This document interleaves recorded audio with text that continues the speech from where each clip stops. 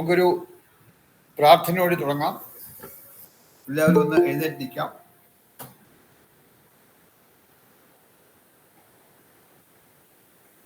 ഓം ഗുരുബ്രഹ്മ ഗുരുർവിഷ്ണു ഗുരുദേവോ മഹേശ്വരഃ ഗുരു സാക്ഷാത് പരബ്രഹ്മ തസ്മൈ ശ്രീ ഗുരവേ നമഃ.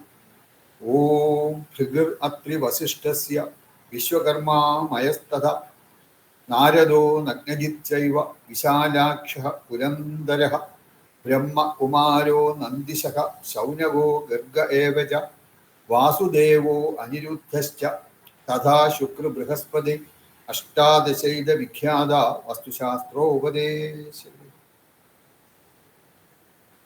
ഇരിക്കാം.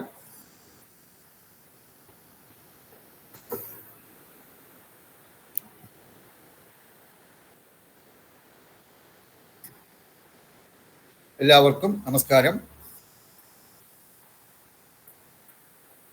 ഭാരതീയ വാസ്തു ജ്യോതിഷ പഠനശാലയുടെ നേതൃത്വത്തിൽ പഠനശാല നടത്തുന്ന ഈ വാസ്തുശാസ്ത്രത്തിൻ്റെ ഡിപ്ലോമ കോഴ്സിൽ പങ്കുചേരാൻ താല്പര്യപ്പെട്ടു വന്നിട്ടുള്ള എല്ലാ പഠിതാക്കൾക്കും ഈ ഡിപ്ലോമ കോഴ്സും അതിൻ്റെ ഹയർ കോഴ്സായ പോസ്റ്റ് ഗ്രാജുവേറ്റ് ഡിപ്ലോമ കോഴ്സും എടുക്കുന്ന അധ്യാപകൻ എന്ന നിലയിൽ നിങ്ങളെല്ലാവരെയും ഞാൻ ഹൃദയംഗമമായി ഈ ഓൺലൈൻ കോഴ്സിലേക്ക് ഹൃദയംഗമമായ സ്വാഗതം ആശംസിക്കുന്നു. ഈ വാസ്തു പറ്റി നിങ്ങൾക്ക് എല്ലാവർക്കും അറിയാം. പ്രത്യേകിച്ച് ഈ ക്ലാസ്സിൽ വരുന്നവർക്കൊക്കെ വാസ്തുവിനെ പറ്റി ചെറിയ ഐഡിയ എല്ലാവർക്കും ഉണ്ടെന്നാണ് ഞാൻ വിശ്വസിക്കുന്നത്. അപ്പോൾ ഈ വാസ്തു, നമ്മൾ ആദ്യം വാസ്തുവിനെ പറ്റി പറയുമ്പോൾ ഇന്ന് ശരിക്കും നമ്മൾ ഇതിൻ്റെ സിലബസ്, ഈ കോഴ്സിൻ്റെ എന്തൊക്കെയാണ് നമ്മളിവിടെ പഠിക്കുന്നത് ഒരു കംപ്ലീറ്റ് ആയിട്ടുള്ളൊരു സിലബസ് ഇന്ന് തയ്യാറെന്ന് വിചാരിക്കുകയാണ്. അതുപോലെ തന്നെ ഈ വാസ്തുശാസ്ത്രത്തിൽ പങ്കെടുക്കുന്നവരിൽ, ഈ ക്ലാസ്സിൽ പങ്കെടുക്കുന്നവരിൽ പല ഉദ്ദേശത്തിൽ ഒന്ന് ഇതിനെപ്പറ്റി ഒന്ന് മനസ്സിലാക്കുക, എന്താണ് ഈ വാസ്തു എന്നൊന്ന് മനസ്സിലാക്കുക. അങ്ങനെ ഒന്ന് മനസ്സിലാക്കുക എന്ന ഉദ്യമത്തോടെ അല്ലെ എന്ന ആഗ്രഹത്തോടെ ക്ലാസ്സിൽ പഠിക്കാൻ വരുന്നവരുണ്ട്. രണ്ട്, കുറച്ചുകൂടെ ഡീപ്പായിട്ട് പഠിക്കാൻ, അത് എന്താണ് മനസ്സിലാക്കിയും ഇത് കൂടുതലായിട്ട് ഇതിൻ്റെ ഹയർ കോഴ്സ്, അതായത് ഇപ്പോൾ ഡിപ്ലോമ കോഴ്സാണ്, അടുത്ത പോസ്റ്റ് ഗ്രാജുവേറ്റ് ഡിപ്ലോമ കോഴ്സ്, അതിൻ്റെ ഹയർ കോഴ്സൊക്കെ ഇത് കൂടുതലായിട്ട് മനസ്സിലാക്കി തനിക്കും മറ്റുള്ളവർക്കും പ്രയോജനകരമായ വിധത്തിൽ ഇത് ഉപയോഗിക്കാനും ഇവൻ കൺസൾട്ടൻ്റായിട്ട് അല്ലെങ്കിൽ ഇത് വർക്ക് ചെയ്യാനും ഒക്കെ താല്പര്യമുള്ള ആൾക്കാർ ഈ കോഴ്സിൽ പങ്കെടുക്കുന്നുണ്ടാകാം. അതുപോലെ തന്നെ ഇപ്പം തന്നെ മറ്റ് ചില കോഴ്സുകളൊക്കെ പഠിച്ചതിന് ശേഷം, വേറെ വാസ്തുശാസ്ത്ര കോഴ്സുകൾ പലതുമുണ്ട്, അങ്ങനെ മറ്റു ചില കോഴ്സുകളൊക്കെ പഠിച്ചതിന് ശേഷം ഏതാണ്ട് നല്ല ഒരു ഐഡിയ വാസ്തുശാസ്ത്രത്തെ പറ്റി ഉള്ളവർ തന്നെ പലരും, അതായത് വാസ്തു കൺസൾട്ടൻ്റായിട്ട് ഇപ്പോൾ പ്രവർത്തിക്കുന്നവർ തന്നെ പലരും ഈ ക്ലാസ്സിൽ അറ്റൻഡ് ചെയ്യാൻ വരാറുണ്ട്. അങ്ങനെ അപ്പോൾ ഇവർക്ക് ഓരോരുത്തർക്കും ഈ സബ്ജക്റ്റിലുള്ള അറിവ് വ്യത്യസ്തമായിരിക്കും. അപ്പോൾ അങ്ങനെ കുറച്ച് ഡീപ്പായിട്ട് പഠിച്ചിട്ടുള്ളവരും കുറച്ചൊക്കെ പഠിച്ചിട്ടുള്ളവരും കാര്യമായ അറിവ് ഈ വിഷയത്തിൽ ഇല്ലാത്തവരും ഒക്കെ ഈ ക്ലാസ്സിൽ കാണും എന്ന് ഞാൻ വിശ്വസിക്കുന്നു. അപ്പോൾ ഇവിടെ നമുക്ക് ഈ വാസ്തുശാസ്ത്രത്തെ പറ്റി പറയുമ്പോൾ ഇന്നത്തെ ഒരു ഒരു ഒരു നിലയെടുത്തു കഴിഞ്ഞാൽ, ഒരു നിലവിലുള്ള വീട്, ഇപ്പോൾ അവർക്ക് നിലവിലൊരു വീടുണ്ട്, ആ വീട് അതിനെന്തെങ്കിലും വാസ്തുദോഷമുണ്ടെങ്കിൽ ആ വാസ്തുദോഷം എന്തെന്ന് മനസ്സിലാക്കി അത് പരിഹരിക്കാനും, അതുപോലെ തന്നെ പുതിയൊരു വീട് വയ്ക്കുമ്പോൾ പ്രസ്തുത വീട് വാസ്തുദോഷമൊന്നും ഇല്ലാതെ നിർമ്മിക്കുവാനും താല്പര്യപ്പെടുന്ന ആളുകളുടെ എണ്ണം ഇപ്പോൾ കൂടിക്കൂടി വരികയാണ്. ഓരോ മാസവും എൻ്റെ അടുത്ത് ഈ കൺസൾട്ടേഷന് വരുന്ന ആളുകളുടെ എണ്ണം നോക്കിയാൽ തന്നെ അറിയാം. ഒരു 2-3 വർഷം മുമ്പ് വന്നിരുന്ന ആളുകളെക്കാൾ വളരെ കൂടുതൽ പേര് ഇന്ന് ഇതിനു വേണ്ടി വരുന്നുണ്ട്. അപ്പോൾ അതുകൊണ്ട് കൂടുതൽ ആളുകൾ ഈ വിഷയത്തിൽ തൽപരരായിക്കൊണ്ടിരിക്കുന്ന ഒരു സമയമാണ് നമ്മുടെ ഇപ്പോൾ ഈ സമയം. അതുകൊണ്ട് ഗുണവും ദോഷവും ഉണ്ട്. ഗുണം എന്ന് പറഞ്ഞു കഴിഞ്ഞാൽ കൂടുതൽ ആളുകളിലേക്ക് തൽപരരായിട്ട് വരുന്നു, ഇതിൽ പഠിക്കാൻ തയ്യാറായിട്ട് വരുന്നു, ഇത് വാസ്തു കറക്ഷൻസ്, വാസ്തു ദോഷ പരിഹാരങ്ങൾ ചെയ്യുന്നു, അതൊക്കെ നല്ല കാര്യമാണ്. എന്നാൽ അതുപോലെ തന്നെ കൂടുതൽ ആളുകൾ പഠിക്കാൻ തയ്യാറായിട്ട് വരുമ്പോൾ കൂടുതൽ അത് പഠിപ്പിക്കാനും ഒക്കെ കൂടുതൽ ആളുകൾ വേണ്ടി വരും. അപ്പൊ അങ്ങനെ പഠിപ്പിക്കുന്നവരുടെ എണ്ണവും കൂടും. അങ്ങനെ പഠിപ്പിക്കുന്നവരിൽ തന്നെ പൂർണ്ണമായിട്ടും ഇത് മനസ്സിലാക്കാതെ പഠിപ്പിക്കുന്നവരുണ്ട്. എനിക്കറിയാം, എനിക്ക് പലരും അറിയാം, കൺസൾട്ടൻ്റായിട്ട് വർക്ക് ചെയ്യുന്നവരും അവരെ വാസ്തുശാസ്ത്രം പഠിപ്പിക്കുന്നവരിൽ തന്നെ ഇത് പൂർണ്ണമായും ഗ്രഹിക്കാതെ ചെയ്യുന്നവരുണ്ട്. അത് ഒരു ഇത് പറയുകയാണെങ്കിൽ, വാസ്തുശാസ്ത്രം നമുക്കെല്ലാം അറിയാം, അത് ആയിരക്കണക്കിന് വർഷങ്ങൾക്ക് മുമ്പ് ഭാരതത്തിലാണ് ഇതിൻ്റെ ഒറിജിൻ, ഇതിൻ്റെ ഉത്ഭവം ഭാരതത്തിലാണ്. അപ്പം അങ്ങനെ ഭാരതത്തിൽ ആയിരക്കണക്കിന്, അത് വേദകാലങ്ങളിൽ തുടങ്ങിയ ഈ വാസ്തുശാസ്ത്രം അത് പല കൂടെ പോയി ഇടയ്ക്ക് അടുത്ത കാലം ഒരു 10-15 വർഷം മുമ്പ് ആ ഒരു സമയത്ത് ഈ വാസ്തുശാസ്ത്രത്തിൻ്റെ ആ ഒരു പ്രാധാന്യം കുറഞ്ഞിരുന്നു. ഇപ്പോൾ ഉള്ള അതുപോലെയുള്ള പ്രാധാന്യം ഇല്ലായിരുന്നു. ആളുകൾ വാസ്തുശാസ്ത്രം നോക്കുന്ന ആൾക്കാർ കുറവായിരുന്നു. അവർ വീട് വയ്ക്കുക എന്നുള്ളതല്ലാതെ അത് വാസ്തു അനുസരിച്ച് വീട് വെക്കണം എന്നുള്ളവരുടെ എണ്ണം ഒരു കമ്പാരിറ്റീവ്ലി വളരെ കുറവായിരുന്നു ഒരു 15 വർഷം മുമ്പ്. പക്ഷെ ഇന്ന് ഞാൻ നേരത്തെ പറഞ്ഞതുപോലെ കൂടുതൽ ആളുകൾ ഈ ശാസ്ത്രത്തിലേക്ക്, അല്ലെങ്കിൽ ഈ ശാസ്ത്രത്തിൻ്റെ ഗുണവശങ്ങൾ കിട്ടുവാനായിട്ട് കൂടുതൽ ആളുകൾ വരുന്നുണ്ട്. അപ്പോൾ അതുകൊണ്ട് തന്നെ നമുക്കറിയാം എപ്പോഴും ഡിമാൻഡ് കൂടുമ്പോൾ സപ്ലൈയും കൂടും. അപ്പോൾ അതുപോലെ തന്നെ ഇവിടെ കൂടുതൽ ആളുകൾക്കും വാസ്തുശാസ്ത്രം കൺസൾട്ടൻ്റായിട്ട് വരുന്നവരും വാസ്തുശാസ്ത്രം പഠിപ്പിക്കുന്നവരുടെയൊക്കെ എണ്ണം കൂടിക്കൊണ്ടിരിക്കുകയാണ്. അപ്പോൾ അതുകൊണ്ട് തന്നെ പൂർണ്ണമായിട്ടും ഇത് മനസ്സിലാക്കാത്ത ആൾക്കാരെ പഠിപ്പിക്കുകയോ അല്ലെങ്കിൽ കൺസൾട്ടൻറ്റ് ചെയ്യുകയോ ചെയ്യുമ്പോൾ ഗുണങ്ങളെക്കാളേറെ ദോഷങ്ങൾ ഉണ്ടാകുന്നുണ്ട്. നമ്മൾ ഈ ക്ലാസ്സിൽ മുമ്പോട്ട് പോകുമ്പോൾ ചില ഉദാഹരണങ്ങളൊക്കെ ഞാൻ അതുമായിട്ട് ബന്ധപ്പെട്ട് പറയാം. ഇന്നിപ്പോൾ ഈ ഫസ്റ്റ് ഡേയിൽ ഞാൻ അതിലേക്ക് കടക്കാൻ ഉദ്ദേശിക്കുന്നില്ല. ഏതായാലും ഈ വാസ്തുശാസ്ത്രം നേരത്തെ പറഞ്ഞ വളരെ ഒരു ഡിവൈൻ സബ്ജക്റ്റ്, എൻ്റെ അഭിപ്രായത്തിൽ ഡിവൈൻ സബ്ജക്റ്റാണ്, ദൈവീകമായ ഒരു വിഷയമാണ് വാസ്തുശാസ്ത്രം. അത് ഇന്നത്തെ ഒരു മോഡേൺ സയൻസിൻ്റെ ആ ലിമിറ്റിനകത്ത്, അല്ലെങ്കിൽ മോഡേൺ സയൻസിൻ്റെ ചട്ടക്കൂട്ടിനകത്ത് ഒതുങ്ങുന്നതല്ല ഈ വാസ്തുശാസ്ത്രം എന്ന് പറയുന്നത്. അതിൽ ഒരുപാട് കാര്യങ്ങൾ മോഡേൺ സയൻസിൻ്റെ കൈപിടിയിൽ ഒതുങ്ങാത്ത ഒരുപാട് കാര്യങ്ങൾ വാസ്തുശാസ്ത്രത്തിലുണ്ട്. അപ്പോൾ നമുക്ക് ഇതിൻ്റെ ഒറിജിൻ എന്ന് പറഞ്ഞാൽ, നേരത്തെ കഴിഞ്ഞ ഒരു ക്ലാസ് നമ്മൾ ഇതിൻ്റെ കഴിഞ്ഞാണ് ഒരു ഇൻട്രഡക്ഷൻ ക്ലാസ്, അതിൽ വന്നിരുന്നവർക്കറിയാം. ഇതിൻ്റെ ഒറിജിൻ എന്ന് പറയുന്നത്, ആരെങ്കിലും വരാത്തവരുണ്ടെങ്കിൽ അവരുടെ അറിവിലും കൂടെ ആയിട്ട് ഞാൻ ഒന്ന് പറയാം. നമ്മളുടെ 4 വേദങ്ങൾ, ഋഗ്, യജുർ, സാമ, അഥർവ, 4 വേദങ്ങൾ. ഈ 4 വേദങ്ങളിൽ 4ാമത്തെ വേദമായ അഥർവ വേദത്തിൻ്റെ ഒരു ഉപവേദമാണ് സ്ഥാപത്യവേദം. ആദ്യമായിട്ട് വാസ്തുശാസ്ത്ര സംബന്ധിയായ വളരെ കൂടുതൽ കാര്യങ്ങൾ ഉൾക്കൊള്ളിച്ചിട്ടുള്ള ഒരു ഗ്രന്ഥമാണ് സ്ഥാപത്യവേദം. അതുകൊണ്ട് തന്നെ വാസ്തുശാസ്ത്രത്തിൻ്റെ ആദ്യ ഗ്രന്ഥം എന്ന് പറയുന്നത് സ്ഥാപത്യവേദമാണ്. അതിൽ വളരെ കൂടുതൽ വാസ്തു സംബന്ധിയായ കാര്യങ്ങൾ വളരെ കൂടുതൽ ചർച്ച ചെയ്യപ്പെടുന്നുണ്ട്, അതിൽ ഉൾപ്പെടുത്തിയിട്ടുണ്ട്. അപ്പോൾ അതുകൊണ്ട് ആദ്യത്തെ ഗ്രന്ഥം അതാണ്. അപ്പോൾ അന്ന് ആ വേദകാലം പോലെ ഇങ്ങോട്ട് വന്നുകൊണ്ടിരിക്കുന്ന ഒരു ശാസ്ത്രമാണിത്. അപ്പോൾ ഇവിടെ നമുക്കറിയാം, ഇപ്പം പിന്നെ ഒരു വീട് വയ്ക്കുന്ന, ഒരു പുതിയൊരു വീട് വയ്ക്കുകയാണെന്നിരിക്കട്ടെ, അത് ഞാൻ വളരെ കുറച്ചൊന്ന് ചുരുക്കി പറയുകയാണ്. കാരണം ഇന്ന് ഇതിൻ്റെ പൂർണ്ണമായ സിലബസും നിങ്ങൾക്ക് തരണമെന്നാണ് എൻ്റെ ആഗ്രഹം. അപ്പോൾ അതിന് കുറച്ച് സമയം എടുക്കും, അപ്പോൾ അത് എഴുതിയെടുക്കാൻ കുറച്ച് സമയം എടുക്കും. അപ്പം വാസ്തുശാസ്ത്രത്തിൻ്റെ ആ ഇപ്പം ഒരു പുതിയ വീട് വയ്ക്കുകയാണ്. പുതിയ വീട് വയ്ക്കുമ്പോൾ ആദ്യം ചെയ്യേണ്ടത്, അതായത് ഗ്രഹാരംഭം എന്ന് പറയും. ഗ്രഹാരംഭം എന്താണ്? ആരെങ്കിലും അറിയാമെങ്കിൽ ഒന്ന് അൺമ്യൂട്ട് ചെയ്ത് പറയും, എന്താണ് ഈ ഗ്രഹാരംഭം എന്ന് പറയുന്നത്? തെറ്റോ ശരിയോ എന്തോ ആയിക്കോട്ടെ, ആരെങ്കിലും ഒന്ന് അൺമ്യൂട്ട് ചെയ്തിട്ട് ഈ ഗ്രഹാരംഭം എന്ന് പറയുന്നത് എന്താണ്? സംശയിക്കേണ്ട, ആർക്കും ശിവപ്രസാദ്. കല്ലിടലാണ് സാറേ. കല്ലിടല്ല. കാരണം കല്ലിടുന്നതിന് മുമ്പ് നമ്മൾ മുഹൂർത്ത കുറ്റി അല്ലെങ്കിൽ കുറ്റിയടി നമ്മൾ സാധാരണ പറയുന്ന പോലെ കുറ്റിയടിയാണ് ആദ്യം ചെയ്യേണ്ടത്. അതാണ് ഗ്രഹാരംഭം, ഗൃഹത്തിൻ്റെ ആരംഭം അതാണ്. കുറ്റിയടിച്ച് കഴിഞ്ഞിട്ട് വീടിൻ്റെ വർക്കുകളൊക്കെ തുടങ്ങാം. ഈവൻ നമ്മൾ പിന്നെ ഫൗണ്ടേഷന് വേണ്ടി കുഴിയെടുക്കുക, അതായത് വാനം തോണ്ടുക നമ്മൾ പറയും. ആ വാനം തോണ്ടുന്നത് വരെ കുറ്റിയടിച്ചതിന് ശേഷമേ ചെയ്യാവൂ. അപ്പോൾ ആദ്യം ചെയ്യേണ്ടത് കുറ്റിയടിയാണ്.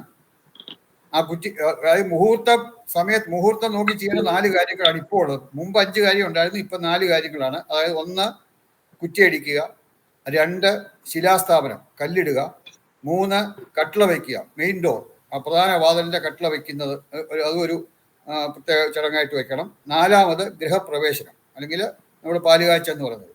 ഇത് 4ഉം അതിന് മുഹൂർത്തമൊക്കെ നോക്കി നല്ല സമയത്ത് തന്നെ ചെയ്യേണ്ട കാര്യങ്ങളാണ്. ഞാൻ നേരത്തെ പറഞ്ഞ പോലെ മുൻപ് ഉത്തരം വയ്പ് എന്നുള്ള ഒരു ഇതുണ്ടായിരുന്നു. ഇന്നിപ്പോൾ ഉത്തരവും കഴുക്കോലും അങ്ങനെയുള്ള കാര്യമൊന്നും ഇപ്പം ഇന്ന് വീടുകൾക്കില്ല, എല്ലാം കോൺക്രീറ്റ് റൂഫുകളൊക്കെയാണ്.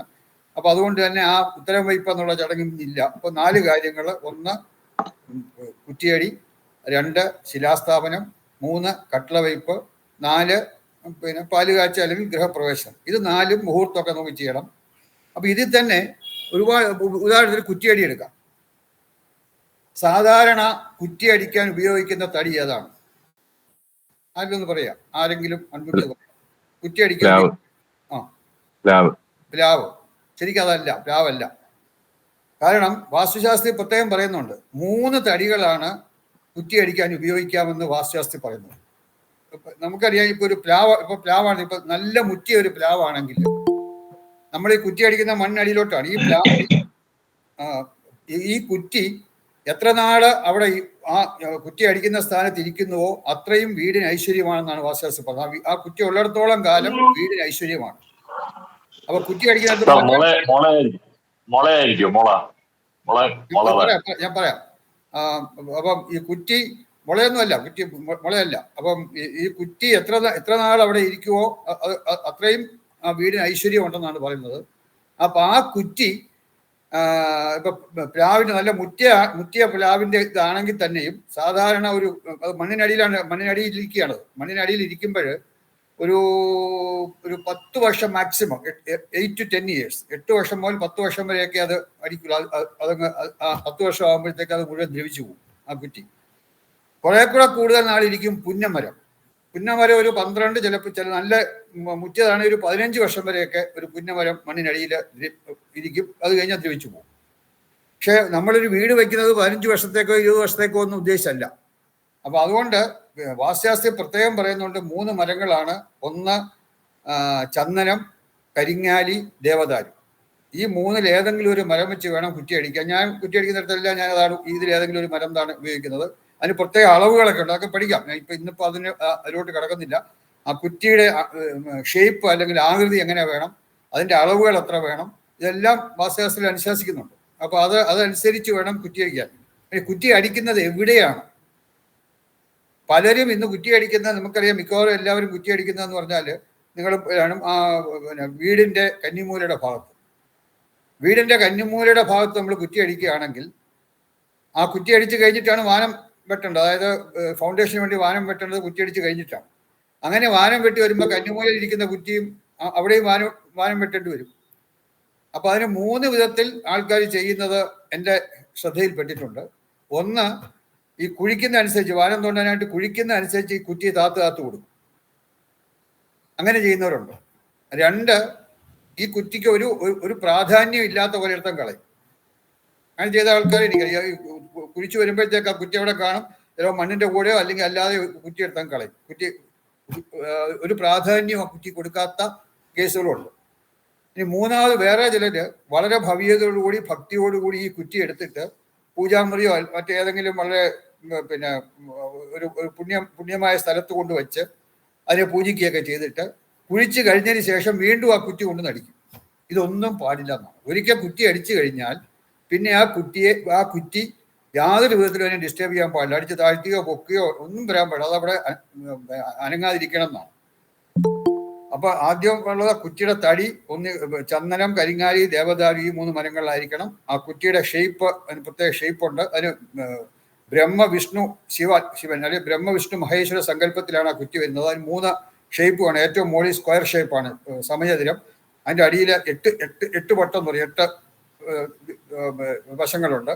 അതിൻ്റെ താഴെ വൃത്താകൃതിയിലാണ് കൂർത്തു വരുന്ന ഭാഗം. അപ്പൊ അങ്ങനെ 3 ഈക്വൽ ലെന്ത് ആയിരിക്കും. അതിന് പ്രത്യേകം നീളം എല്ലാം പറയുന്നുണ്ട്. അപ്പൊ ആ കുറ്റി വേണം. ആ കുറ്റി അടിക്കേണ്ടത് കന്നിമൂലയിലല്ല, അതിന് പ്രത്യേക സ്ഥലമുണ്ട്. അതൊക്കെ നമുക്ക് പഠിക്കണം. പഠിക്കുമ്പോൾ അതിലൊക്കെ വരാം. അപ്പൊ അങ്ങനെ ആ കുറ്റി അടിച്ചു കഴിഞ്ഞാൽ പിന്നീട് ആ കുറ്റിക്ക് ഈവൻ നമ്മൾ അവിടെ വല്ല വെൽ ഫൗണ്ടേഷനോ അതല്ല പില്ലർ ഫൗണ്ടേഷൻ ഒക്കെ ചെയ്യുമ്പോൾ ഏത് ഫൗണ്ടേഷൻ ചെയ്താലും ശരി ആ അടിക്കുന്ന കുറ്റിയെ ഡിസ്റ്റർബ് ചെയ്യില്ല. അങ്ങനെയാണ് കുറ്റി അടിക്കേണ്ട സ്ഥലം വാസ്തുശാസ്ത്രി പറയുന്നുണ്ട്. അപ്പൊ അങ്ങനെ കുറ്റി അടിക്കണം. അതുപോലെ തന്നെ ശിലാസ്ഥാപനത്തിന് എങ്ങനെ വേണം, അതിൻ്റെ എന്തെല്ലാം വേണം, കട്ട്ളവയ്പ്പിന് എങ്ങനെ വേണം, ഇതെല്ലാം വളരെ വിവരമായിട്ട് വാസ്തുശാസ്ത്രം അനുശാസിക്കുന്ന വിധത്തിൽ ചെയ്യേണ്ട കാര്യങ്ങളാണ്. ഞാൻ അതിലോട്ട് കൂടുതൽ ഇപ്പം ഞാൻ പോകുന്നില്ല. നിങ്ങളെ ക്ലാസ് നമ്മൾ പ്രോഗ്രസ് ചെയ്യുമ്പോൾ ഈ കാര്യങ്ങളൊക്കെ നമുക്ക് കൂടുതൽ മനസ്സിലാക്കാൻ സാധിക്കും. അതായത് ഞാൻ ആദ്യം ഏതായാലും സിലബസ് ഇപ്പം തരാൻ വിചാരിക്കുകയാണ്. കാരണം ഇപ്പം തന്നെ 20 മിനിറ്റ് 8:20 അപ്പോൾ ഒരു സിലബസ് തന്നതിന് ശേഷം നമുക്ക് എന്തെങ്കിലും ഉണ്ടെങ്കിൽ അതിനെപ്പറ്റി ഡിസ്കസ് ചെയ്യാം. അപ്പോൾ ആ സിലബസ് ഞാൻ എടുക്കട്ടെ. ഒരു സെക്കൻഡ്. അത് പിന്നെ പ്രസന്റ് ചെയ്യാൻ പോവാണ്.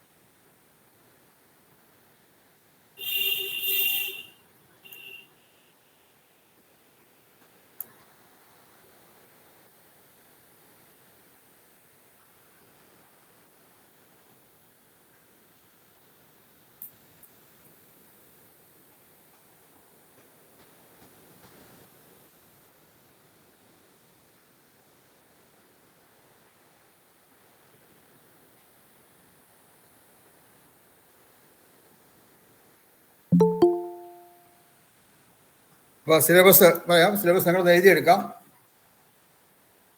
ഡിപ്ലോമ കോഴ്സ് വാസ്തുശാസ്ത്രം സിലബസ്. ഈ സ്ക്രീനിൽ എഴുതിയേക്കുന്ന എല്ലാവർക്കും കാണാമല്ലോ അല്ലേ? Hello, okay. അപ്പൊ എഴുതിക്കോളൂ. ഡിപ്ലോമ കോഴ്സ് വാസ്തുശാസ്ത്രം സിലബസ്. പുസ്തകം 1. ഈ പുസ്തകം 3 പുസ്തകമുണ്ട്. ഇതിലെ ഫീസൊക്കെ അടച്ച് ചേരുന്നവർക്ക് ഈ 3 പുസ്തകവും അവരുടെ ഇത് അയച്ചു തരും. 3 പുസ്തകവും നിങ്ങൾക്ക് കിട്ടും. അത് 3 വോളിയമായിട്ടാണ്. ഈ ഡിപ്ലോമ കോഴ്സിന്റെ കംപ്ലീറ്റ് സിലബസും ഈ 3 പുസ്തകങ്ങളിലായിട്ട് നിങ്ങൾക്ക് കിട്ടും. അപ്പോൾ ഈ പുസ്തകം നിങ്ങൾക്ക് അയച്ചു തരും. അതുകൊണ്ട് ക്ലാസ്സിൽ നോട്ടൊന്നും എഴുതേണ്ട ആവശ്യമില്ല. കാരണം ഈ പുസ്തകത്തിൽ കംപ്ലീറ്റ്ലി എല്ലാം ഈ പുസ്തകത്തിനകത്ത് വരുന്നുണ്ട്. നമ്മൾ സിലബസ് അനുസരിച്ച് തയ്യാറാക്കിയിട്ടുള്ള 3 പുസ്തകങ്ങളാണ്. അത് പുസ്തകം 1, വോളിയം 1, വോളിയം 2, വോളിയം 3, പുസ്തകം 1, പുസ്തകം 2, പുസ്തകം 3. ആദ്യത്തെ പുസ്തകത്തിൽ വരുന്ന സിലബസിന്റെ ഭാഗങ്ങളാണ് ആദ്യം പറയുന്നത്. അധ്യായം 1, ചാപ്റ്റർ 1, വാസ്തു നിമിത്തങ്ങളും മുഹൂർത്തങ്ങളും. ചാപ്റ്ററിന്റെ പേരാണ്, അല്ലെങ്കിൽ ചാപ്റ്റർ ഹെഡിങ് വാസ്തു നിമിത്തങ്ങളും മുഹൂർത്തങ്ങളും. അതൊന്ന് അണ്ടർലൈൻ ചെയ്യുക. വാസ്തു നിമിത്തങ്ങളും മുഹൂർത്തങ്ങളും. ഞാൻ പറയുന്നതിൻ്റെ സ്പീഡ് കൂടി പോകുന്നുണ്ടെങ്കിൽ, കാരണം നിങ്ങളുടെ എഴുത്തിൻ്റെ സ്പീഡ് എനിക്കറിയില്ല, അപ്പം പറയുന്നതിൻ്റെ സ്പീഡ് കൂടി പോകുന്നുണ്ടെങ്കിൽ നിങ്ങൾ പറയണം. അൺമ്യൂട്ട് ചെയ്ത് പറയുക. അപ്പം സ്പീഡ് വേണമെങ്കിൽ കുറയ്ക്കാം. വാസ്തു നിമിത്തങ്ങളും മുഹൂർത്തങ്ങളും. നിമിത്തം അല്ല, അടിയിലോട്ട് ഇങ്ങനെ എഴുതുക. നിമിത്തം. ഇത് വാസ്തു നിമിത്തങ്ങളും മുഹൂർത്തങ്ങളും എന്നുള്ള ഹെഡിങ് ആണ്. താഴോട്ട് അതിനകത്ത് വരുന്ന ഭാഗങ്ങൾ നിമിത്തം, ശുഭനിമിത്തങ്ങൾ, ശുഭനിമിത്തങ്ങൾ, അശുഭ നിമിത്തങ്ങൾ, അശുഭ നിമിത്തങ്ങൾ, വാസ്തു മുഹൂർത്തം, വാസ്തു മുഹൂർത്തം,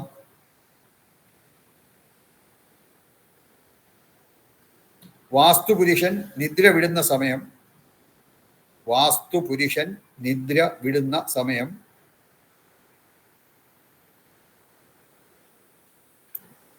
എഴുതി കഴിഞ്ഞെന്ന് വിചാരിക്കുന്നു. എഴുതി കഴിഞ്ഞില്ലെങ്കിൽ പറയണം. ഗൃഹനിർമ്മാണത്തിന് സ്വീകാര്യമായ നക്ഷത്രങ്ങൾ, ഗൃഹനിർമ്മാണത്തിന് സ്വീകാര്യമായ നക്ഷത്രങ്ങൾ,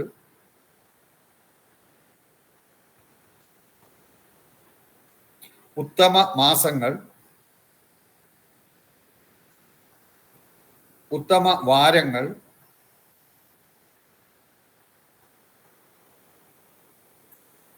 ഗൃഹപ്രവേശനത്തിന് ഉത്തമമായ നക്ഷത്രങ്ങൾ,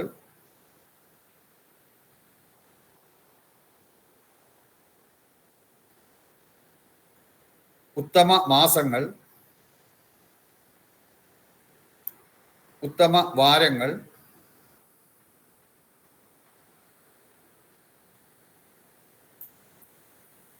ശിലാസ്ഥാപനത്തിന് ഉത്തമമായ നക്ഷത്രങ്ങൾ,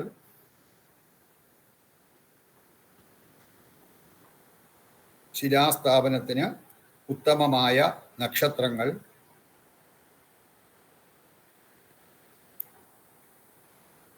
ശിലാന്യാസം. ശിലാന്യാസം. ശിലാന്യാസം. ഉത്തരം, കട്ടിള എന്നിവ വയ്ക്കുന്നതിനുള്ള നക്ഷത്രം, ആഴ്ച. ഉത്തരം, കട്ടിള എന്നിവ വയ്ക്കുന്നതിനുള്ള നക്ഷത്രം, ആഴ്ച.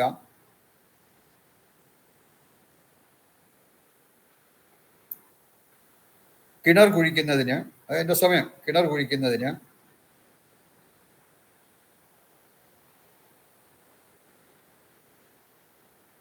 ഗോശാല. എഴുത്തില്, ഗോശാല എഴുത്തില്, അത് ഗോശാല തുടങ്ങുന്നതിനുള്ള സമയം.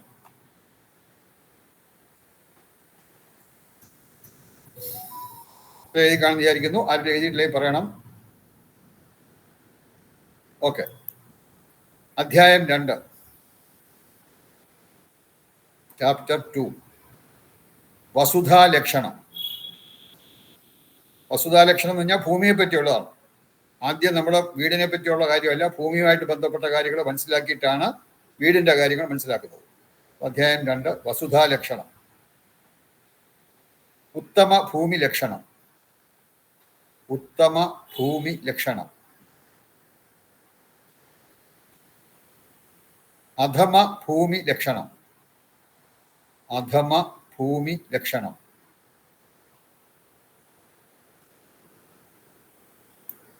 ഭൂമി ദോഷ പരിഹാരം. ഭൂമി ദോഷ പരിഹാരം.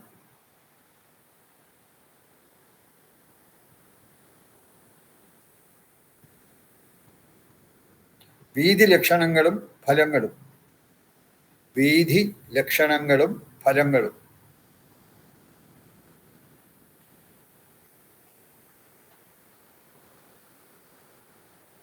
വാസ്തുവിന്റെ അംഗഹീനത്വം. വാസ്തുവിന്റെ അംഗഹീനത്വം.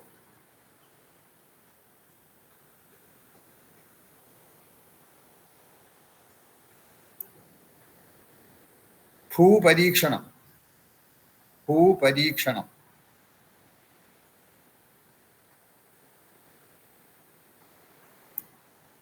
ജാംഗലം. ജാംഗലം. അനൂപം. ജാംഗലം, അനൂപം. സാധാരണം. ജാംഗലം, അനൂപം, സാധാരണം.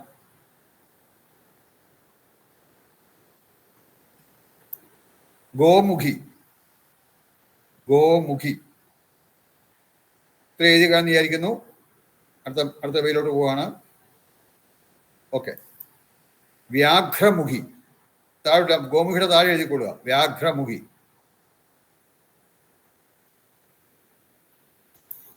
ഭൂമി ഗൃഹനിർമ്മാണത്തിന് തിരഞ്ഞെടുക്കുന്നതിന് മുൻപായി ശ്രദ്ധിക്കേണ്ട കാര്യങ്ങൾ.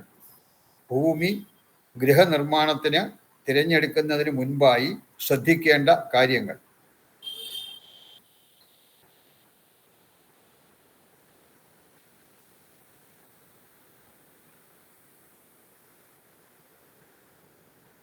ഗൃഹനിർമ്മാണത്തിന് അനുയോജ്യമല്ലാത്ത സ്ഥലങ്ങൾ.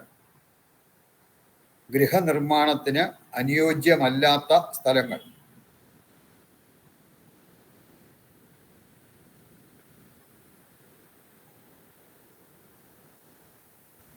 അടുത്ത അധ്യായം 3. അധ്യായം 3, വൃക്ഷങ്ങൾ. വൃക്ഷങ്ങൾ. ഹെഡിങ് ആണ് വൃക്ഷങ്ങൾ. വൃക്ഷ ശുഭാശുഭത്വം ഗൃഹനിർമ്മാണത്തിൽ. വൃക്ഷ ശുഭാശുഭത്വം ഗൃഹനിർമ്മാണത്തിൽ.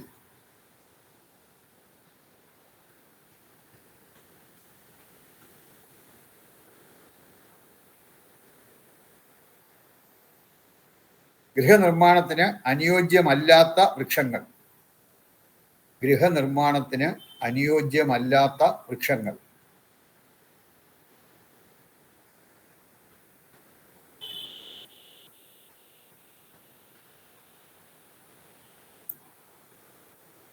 സ്ത്രീ ഡാഷ് പുരുഷ ഡാഷ് നപുംസക വൃക്ഷങ്ങൾ. സ്ത്രീ പുരുഷ നപുംസക വൃക്ഷങ്ങൾ.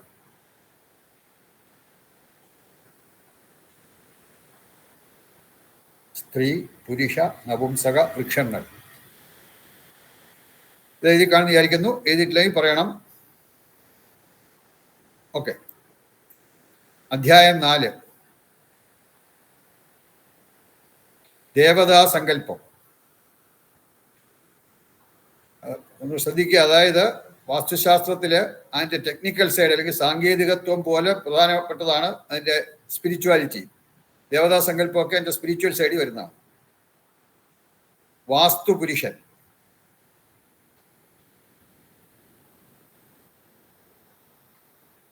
നാൽപ്പത്തിയഞ്ച് ദേവനാമങ്ങൾ.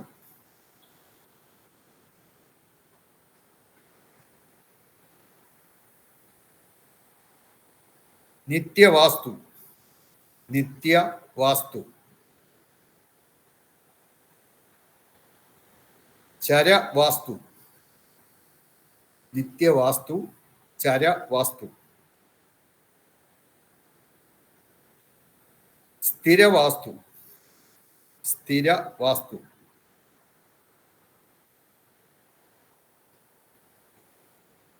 അഷ്ടദിക് പാലകർ. അഷ്ടദിക് പാലകർ.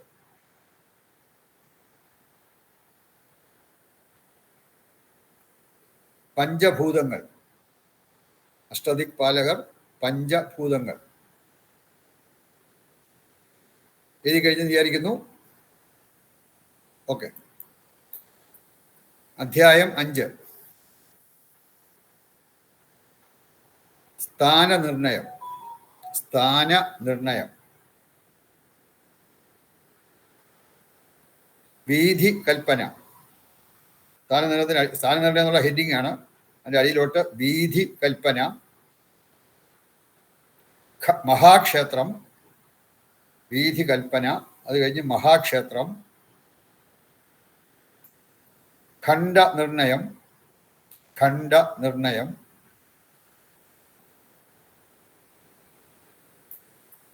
മധ്യമക്ഷേത്രം.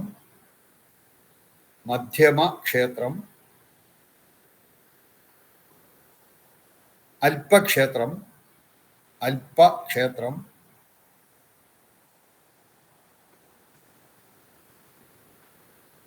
പദവിന്യാസം. അല്പക്ഷേത്രം കഴിഞ്ഞിട്ട് പദവിന്യാസം. മർമ്മദോഷം. പദവിന്യാസം, മർമ്മദോഷം. എഴുതി കാണുന്ന വിചാരിക്കുന്നു. ഓക്കെ. അധ്യായം 6. അധ്യായം 6 മാനനിർണയം. അളവുകളെ പറ്റി, കോല, അങ്കുലം തുടങ്ങിയ അളവുകളെ പറ്റിയൊക്കെ പ്രതിപാദിക്കുന്ന ചാപ്റ്ററാണ് മാനനിർണയം. കോലുകൾ വിവിധ സ്ഥലങ്ങളിൽ. കോലുകൾ വിവിധ സ്ഥലങ്ങളിൽ.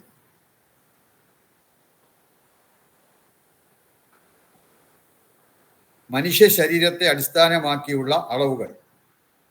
മനുഷ്യ ശരീരത്തെ അടിസ്ഥാനമാക്കിയുള്ള അളവുകൾ.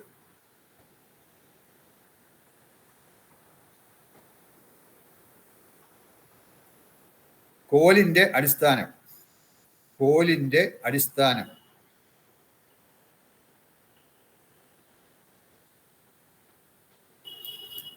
അധ്യായം 7 യോനി കൽപ്പന. യോനി കൽപ്പന.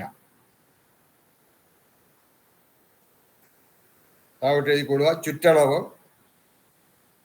ചുറ്റളവ്. അത് കഴിഞ്ഞ് യോനി കൽപ്പന ഒന്നുകൂടെ എഴുതുക. ചുറ്റളവ്, യോനി കൽപ്പന. ആയം. ചുറ്റളവ്, യോനി കൽപ്പന. ആയം. വ്യയം. ആയം, വ്യയം. എഴുതി കാണുന്ന വിചാരിക്കുന്നു. ഇല്ലെങ്കിൽ പറയുക. ഓക്കെ. യോനി, ആയം, വ്യയം, യോനി. നക്ഷത്രം. നക്ഷത്രം. വാരം, നക്ഷത്രം, വാരം, തിഥി, തിഥി, ആയുസ്, ആയുസ്, പക്ഷാന്തര വ്യയം, പക്ഷാന്തര വ്യയം.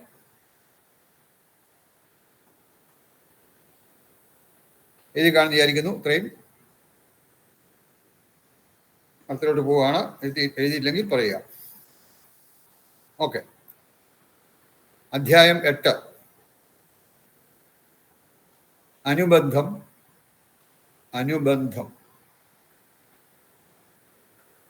പദയോനി കണക്കുകൾ, പദയോനി കണക്കുകൾ,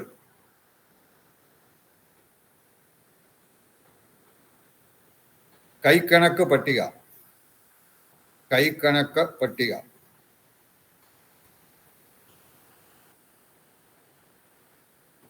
മരണച്ചുറ്റളവുകൾ, മരണച്ചുറ്റളവുകൾ,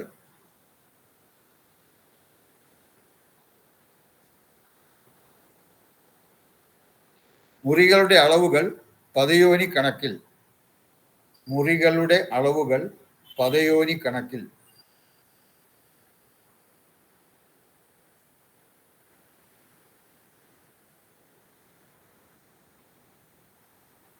കിഴക്ക് ദർശനമായ പൂജാമുറിയുടെ അളവുകൾ, കിഴക്ക് ദർശനമായ പൂജാമുറിയുടെ അളവുകൾ,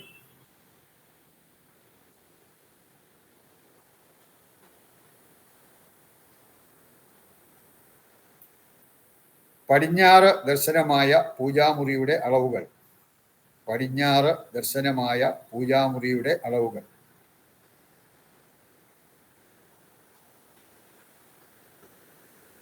ഇത് കാണുന്നതായിരിക്കുന്നു. ഇത് കഴിഞ്ഞില്ലെങ്കിൽ പറയുക. ഓക്കെ. ഈ കഴിഞ്ഞതുവരെ ഇതുവരെ ഒന്നാമത്തെ പുസ്തകത്തിലാണ്, ഫസ്റ്റ് വോളിയത്തിലാണ്. അടുത്ത രണ്ടാമത്തെ പുസ്തകത്തിലാണ്, പുസ്തകം 2, വോളിയം 2, അധ്യായം 9. ദീർഘവിസ്താരങ്ങൾ, വീടിന്റെ നീളവും വീതിയൊക്കെ ആയിട്ട് ബന്ധപ്പെട്ട കാര്യങ്ങളാണ് ദീർഘവിസ്താരങ്ങൾ. ഗുണാംശ വിസ്താരം, ഗുണാംശ വിസ്താരം,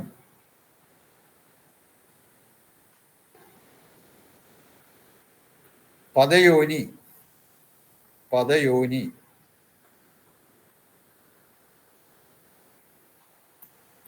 ഗമനം, ഗമനം, വീടിന്റെ പരമാവധി നീളവും വീതിയും, വീടിന്റെ പരമാവധി നീളവും വീതിയും,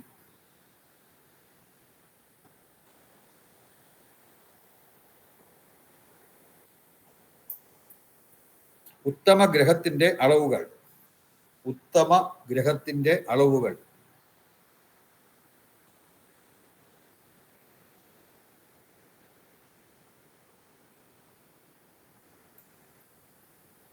ഗൃഹസ്ഥാനം, ഗൃഹസ്ഥാനം,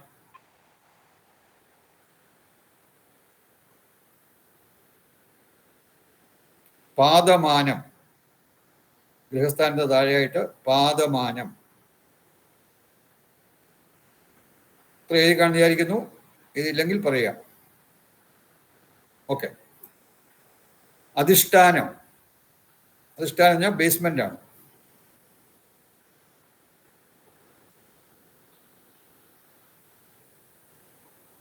കാലുയരം, കാലുയരം, അസ്ഥിവാരം, ഫൗണ്ടേഷൻ,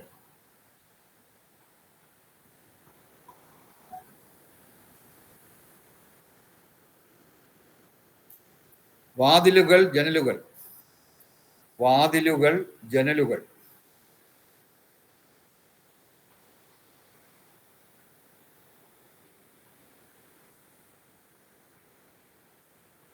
അധ്യായം 10 എഴുതി കഴിഞ്ഞ് വിചാരിക്കുന്നു. അധിഷ്ഠാനം, വാതിലുകൾ, ജനലുകൾ എഴുതി കഴിഞ്ഞ് വിചാരിക്കുന്നു. അടുത്തത് അധ്യായം 10.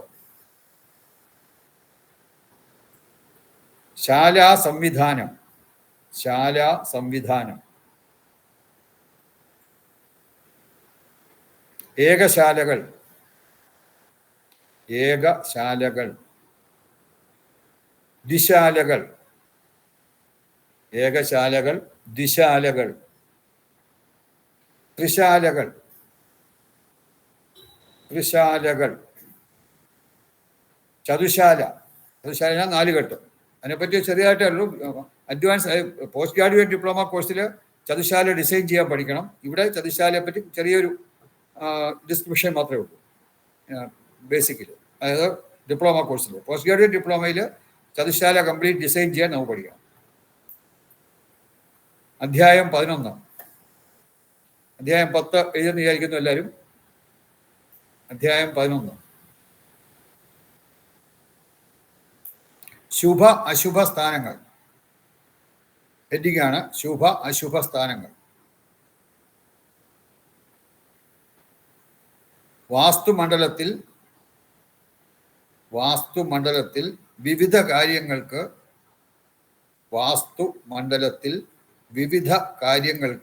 യോജിച്ച സ്ഥലങ്ങൾ. വാസ്തുമണ്ഡലത്തിൽ വിവിധ കാര്യങ്ങൾക്ക് യോജിച്ച സ്ഥലങ്ങൾ.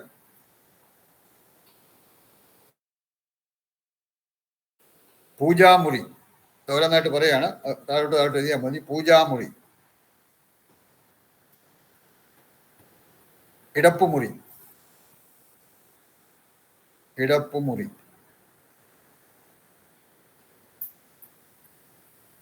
ഊണുമുറി, ഊണുമുറി. ഉരൽപ്പുര, ഉരൽപ്പുരയ്ക്ക് വലിയ ഇതില്ല, എന്നാലും അത് അറിഞ്ഞിരിക്കണം. ഉരൽപ്പുര, പണ്ട് ഉരൽപ്പുര വീടിൻ്റെ ഒരു ഭാഗമായിരുന്നു. ഇന്നിപ്പോൾ ഉരൽപ്പുര വെളുത്തും കാണില്ല, എല്ലാത്തിനും മെഷീനായിപ്പോയി. ഉരൽപ്പുര. പൂരുശാലയം, ടോയ്ലറ്റാണ്. പൂരുശാലയം ബ്രാക്കറ്റ് ടോയ്ലറ്റ്.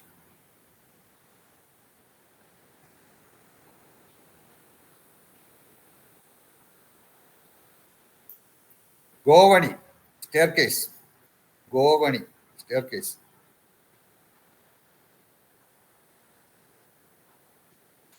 എഴുതെന്ന് വിചാരിക്കുന്നു.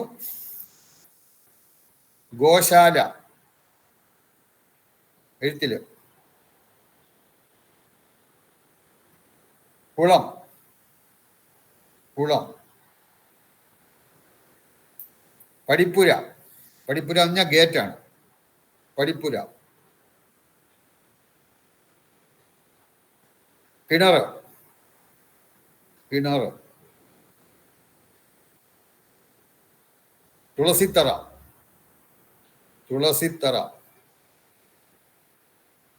ഇതിനൊക്കെ യോജിച്ച സ്ഥലങ്ങൾ. അതാണ് വിവിധ കാര്യങ്ങൾക്ക് യോജിച്ച സ്ഥലങ്ങൾ. തുളസിത്തറ. സെപ്റ്റിക് ടാങ്ക്, തുളസിത്തറ, സെപ്റ്റിക് ടാങ്ക്. പട്ടിക്കൂട്. ഇത്ര എഴുതി കാണുന്ന വിചാരിക്കുന്നു. എഴുതിയില്ലെങ്കിൽ പറയണം. ഓക്കെ. അധ്യായം 12. പൊതു നിയമങ്ങൾ. കുറേ നിയമങ്ങൾ വരും. അവിടുത്തെ ഒരു ചാപ്റ്റർ കംപ്ലീറ്റ് അതാണ്, പൊതു നിയമങ്ങൾ.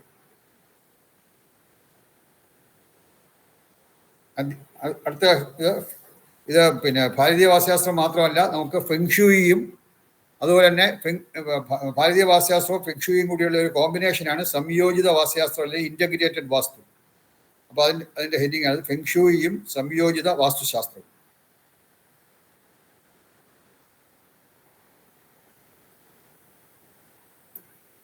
അധ്യായം 1. ആമുഖം, ഇൻട്രൊഡക്ഷൻ.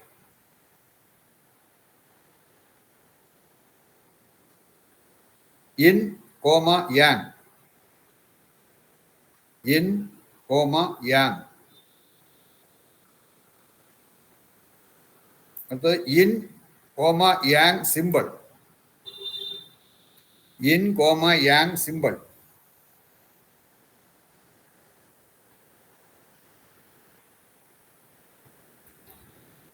അടുത്തത് അധ്യായം 2, ഫെങ്ഷുയിലെ അധ്യായം 2. പഞ്ചശക്തി ചാർട്ടും ചക്രങ്ങളും, പഞ്ചശക്തി ചാർട്ടും ചക്രങ്ങളും.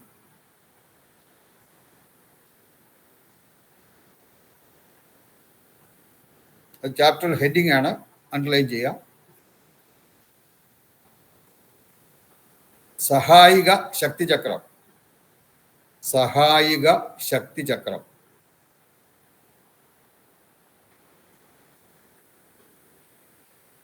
ക്ഷീണിപ്പിക്കുന്ന ശക്തിചക്രം. ക്ഷീണിപ്പിക്കുന്ന ശക്തിചക്രം.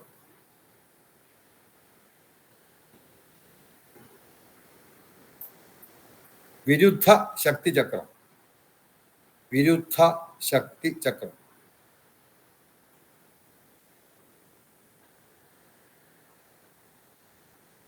അധ്യായം 3.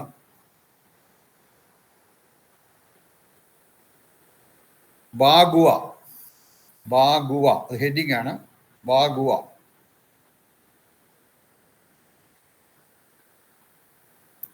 എട്ട് ജീവിത ലക്ഷ്യങ്ങൾ. 8 ജീവിത ലക്ഷ്യങ്ങൾ. സ്ഥിര ദിശാനുബന്ധി. 8 ജീവിത ലക്ഷ്യങ്ങൾ താഴെ സ്ഥിര ദിശാനുബന്ധി, പ്രവേശന ദിശാനുബന്ധി. സ്ഥിര ദിശാനുബന്ധി, പ്രവേശന ദിശാനുബന്ധി.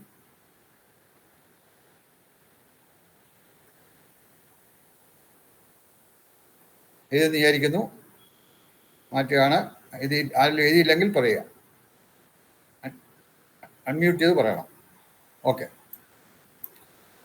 ഇനി അടുത്തയാകുമ്പോൾ പുസ്തകം 2 കഴിയും. സെക്കൻഡ് വോളിയം കഴിയും. അടുത്ത ലാസ്റ്റാണ് പുസ്തകം. 3ാമത്തെ വോളിയമാണ്. പുസ്തകം 3, അധ്യായം 4. ഫെങ്ഷുയിര 4ാം അധ്യായം കണ്ടിന്യൂ ചെയ്യാണ്. ക്വാ നമ്പർ. ക്വാ നമ്പർ അത് ഹെഡിങ് ആണ്, അണ്ടർലൈൻ ചെയ്യുക. ക്വാ നമ്പർ. ക്വാ നമ്പർ കാണുന്ന വിധം. ക്വാ നമ്പർ കാണുന്ന വിധം.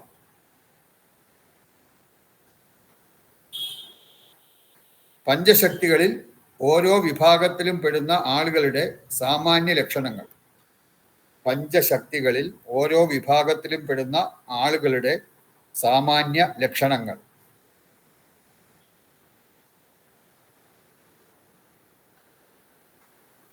എഴുതുന്നിരിക്കുന്നു. ഗുണകരവും ദോഷകരവും ആയ ദിശകൾ. ഗുണകരവും ദോഷകരവും ആയ ദിശകൾ.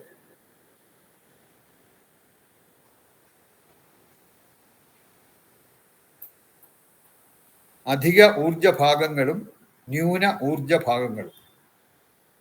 അധിക ഊർജ ഭാഗങ്ങളും ന്യൂന ഊർജ ഭാഗങ്ങളും. Positive energy parts and negative energy parts.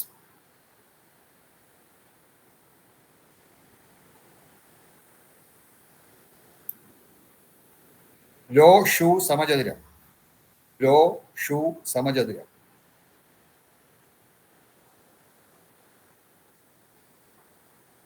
എഴുതി കാണുന്ന വിചാരിക്കുന്നു. എഴുതിയില്ലെങ്കിൽ പറയാം. ഓക്കെ. അധ്യായം 5. സംയോജിത വാസ്തുശാസ്ത്രത്തിലെ സപ്തശക്തികൾ. സംയോജിത വാസ്തുശാസ്ത്രത്തിലെ സപ്തശക്തികൾ. ഭൗമിക ശക്തി, കെട്ടിടത്തിന്റെ ശക്തി, അല്ലെങ്കിൽ അതായത് എർത്ത് ഫോഴ്സ്, ഭൗമിക ശക്തി. ബിൽഡിംഗ് ഫോഴ്സ്, കെട്ടിടത്തിന്റെ ശക്തി. സാധനങ്ങളുടെ ശക്തി, മെറ്റീരിയൽ ഫോഴ്സ്. ബ്രാക്കറ്റ് വേണമെങ്കിൽ ഇംഗ്ലീഷിലും കൂടെ എഴുതാം നമുക്ക്. ഭൗമിക ശക്തിക്ക് എർത്ത് ഫോഴ്സ്, കെട്ടിടത്തിന്റെ ശക്തിക്ക് ബിൽഡിംഗ് ഫോഴ്സ്, സാധനങ്ങളുടെ ശക്തിക്ക് മെറ്റീരിയൽ ഫോഴ്സ്. ക്രമീകരണ ശക്തി, അറേഞ്ച്മെന്റ് ഫോഴ്സ്. ക്രമീകരണ ശക്തി, അറേഞ്ച്മെന്റ് ഫോഴ്സ്.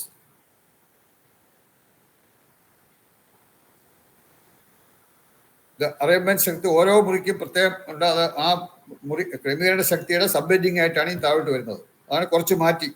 ക്രമീകരണ ശക്തിയുടെ കുറച്ച് റൈറ്റിലോട്ട് മാറ്റിയാണ് എഴുതുന്നത്. ഡ്രോയിങ് മുറി, കിടക്കമുറി, പൂജാമുറി, അടുക്കള, ഊണുമുറി,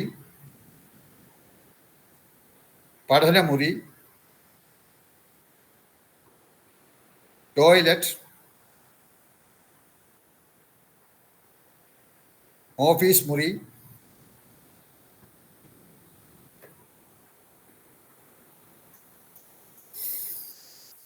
എഴുതി കാണുന്ന വിചാരിക്കുന്നു. ആരും എഴുതിയില്ലെങ്കിൽ പറയുക. ഓക്കെ. ഗ്രഹങ്ങളുടെ ശക്തി. ഗൃഹമല്ല, വീടല്ല, പ്ലാനറ്റാണ്. മറ്റേ ഗൃഹമാണ്. ഇത് ഗ്രഹങ്ങളുടെ ശക്തി, പ്ലാനറ്ററി ഫോഴ്സ്. ഇത് എഴുതുമ്പോൾ ഈ ക്രമീകരണ ശക്തിയുടെ ആ ലെവലിൽ എഴുതണം. ഇത് 3, 4, 8 ഇത് 8 ക്രമീകരണ ശക്തിയുടെ സബ്ബായിട്ടുള്ളതാണ്. അപ്പൊ ആ ക്രമീകരണ ശക്തിയുടെ ക്രായുടെ താഴെ ഇവിടെ കുറച്ച് ഇങ്ങോട്ട് മാറി വരണം അടുത്ത എഴുതാൻ. ഗ്രഹങ്ങളുടെ ശക്തി, പ്ലാനറ്ററി ഫോഴ്സ്, ഇംഗ്ലീഷിൽ വേണേ പ്ലാനറ്ററി ഫോഴ്സ്. മനുഷ്യശക്തി, ഹ്യൂമൻ ഫോഴ്സ്. അതിൻ്റെ ഭാഗങ്ങളാണ്, അതിന് 7 ഭാഗങ്ങളുണ്ട് മനുഷ്യശക്തിക്ക്. ശാരീരിക ശക്തി, മാനസിക ശക്തി, വൈകാരിക ശക്തി, ആത്മീയ ശക്തി, ഗ്രഹശക്തി, അത് പ്ലാനറ്ററി ഫോഴ്സ് തന്നെ. ഗ്രഹശക്തി,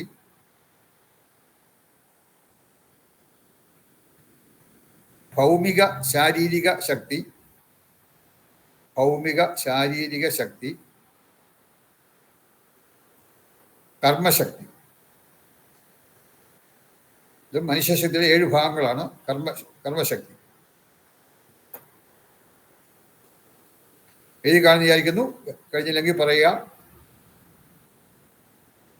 okay.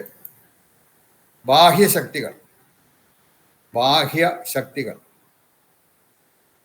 External forces.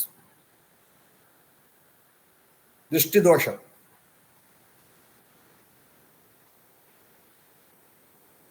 Black magic, ബാഹ്യ ആക്രമണ ശക്തികൾ, എക്സ്റ്റേണൽ അറ്റാക്കിംഗ് ഫോഴ്സസ്.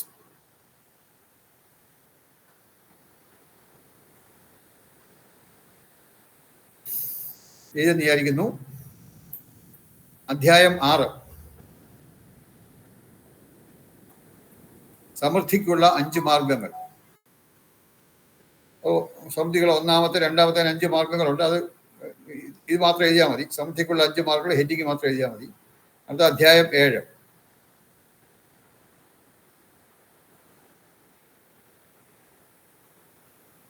അധ്യായം 7 വാസ്തുദോഷ പരിഹാരങ്ങൾ. ഇനി പോലെ അങ്ങോട്ട് കുറച്ച് ദോഷങ്ങളുടെ പരിഹാരങ്ങളാണ്. ദോഷങ്ങളെ പറ്റിയാണ് നേരത്തെ പറഞ്ഞത്. ഇനി ദോഷങ്ങളുടെ പരിഹാരങ്ങൾ. നിർമ്മിതിയിലൂടെ, അത് ബൈ കൺസ്ട്രക്ഷൻ. വാസ്തുദോഷ പരിഹാരങ്ങൾ 4 വിധത്തിലുണ്ട്. ഒന്ന് നിർമ്മിതിയിലൂടെയാണ്.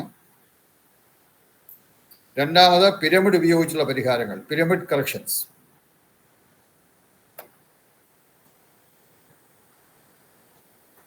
മൂന്ന് രത്നപരിഹാരങ്ങൾ, രത്ന കറക്ഷൻസ്.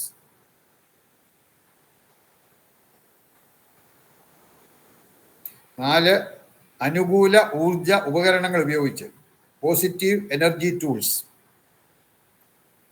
പോസിറ്റീവ് എനർജി ടൂൾസ് ഉപയോഗിച്ചിട്ടുള്ള പരിഹാരങ്ങൾ. ഇങ്ങനെ 4 വിധത്തിലുള്ള മെയിൻ പരിഹാരമുണ്ട്. ഇനി വരുന്ന അതിൻ്റെ സബ്ബാണ് വാസ്തുദോഷ ഇത് എഴുതിക്കാണെന്ന് വിചാരിക്കുന്നു. എഴുതിയില്ലെങ്കിൽ പറയുക. ഓക്കെ. വിവിധ ദോഷ പരിഹാരങ്ങൾ. മറ്റേ അതിൻ്റെ മെയിൻ പറഞ്ഞിട്ട് ഇനി വിവിധ ദോഷ പരിഹാരങ്ങൾ ഓരോന്നായിട്ട് വരികയാണ്. ഓരോ പരിഹാരങ്ങളായിട്ട് ഇനി വരികയാണ്. ഈ പരിഹാരങ്ങളെല്ലാം നമ്മൾ മനസ്സിലാക്കണം. കാരണം ഒരു ഡോക്ടർക്ക് രോഗം കണ്ടുപിടിച്ചാൽ പോരാ, രോഗം പരിഹരിക്കാനും അറിഞ്ഞിരിക്കണം. അതുപോലെ ഒരു വാസ്തു കൺസൾട്ടന്റിനെ ദോഷങ്ങൾ കണ്ടുപിടിച്ചാൽ മാത്രം പോരാ, ദോഷങ്ങൾ പരിഹരിക്കാനും, ഏത് ദോഷമായാലും അത് പരിഹരിക്കാനുള്ള അറിവുണ്ടായിരിക്കണം. വിവിധ ദോഷ പരിഹാരങ്ങൾ. ഭൗമിക ശക്തി പരിഹാരം, ഭൗമിക ശക്തി പരിഹാരം. ദിശാദോഷം, ദിശാദോഷ പരിഹാരമാണ് ഉദ്ദേശിക്കുന്നത്. ദിശാദോഷം എഴുതിയാൽ മതി. എല്ലാം പരിഹാരം എഴുതണ്ട. ദിശാദോഷം എങ്ങനെയാണ് പരിഹരിക്കുന്നതാണ്.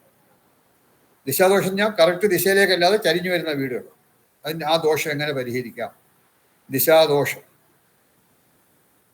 ഗൃഹമധ്യസൂത്ര വേദദോഷം, ഗൃഹ മധ്യസൂത്ര വേദദോഷം.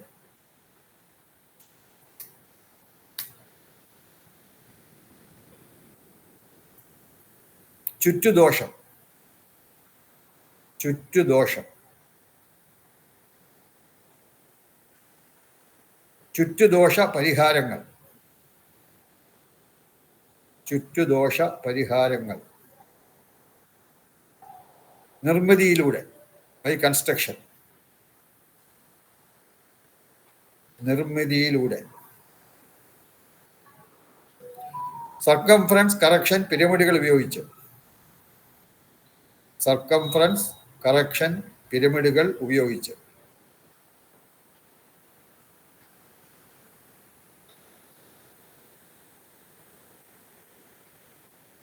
മൊത്തം വീടിന്റെ ചുറ്റ്, ടോട്ടൽ പെരിമീറ്റർ.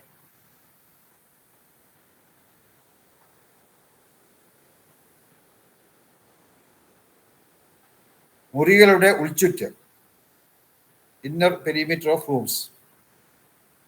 മുറികളുടെ ഉൾച്ചുറ്റ്.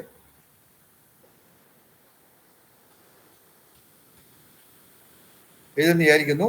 ഇതിലേക്ക് പറയുക. ഓക്കെ. സ്ഥാനദോഷം. സ്ഥാനദോഷം ഓരോന്നിൻ്റെയും പ്രത്യേക തരം. അല്പ സ്ഥലം വിട്ടിട്ട് കിണർ, അതായത് കിണറിൻ്റെ സ്ഥാനദോഷം. കിണർ തെറ്റായ സ്ഥാനത്ത് നിന്ന് എങ്ങനെ പരിഹരിക്കാം ദോഷം. അപ്പോൾ അത് കുറച്ച് മാറ്റി. ഇനി വരുന്നതെല്ലാം അതിൻ്റെ സ്ഥാനദോഷത്തിൻ്റെ സബ് ഹെഡിങ് ആണ്. കിണർ, സെപ്റ്റിക് ടാങ്ക്,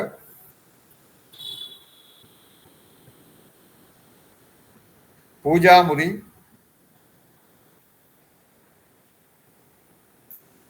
അടുക്കള,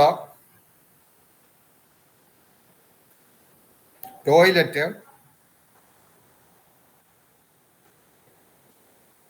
staircase, main gate, car porch,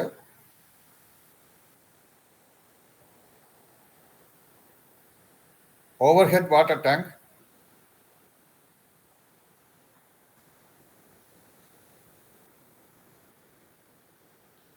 എഴുതെന്ന് വിചാരിക്കുന്നു. എഴുതിയില്ലെങ്കിൽ പറയുക. ഓക്കെ.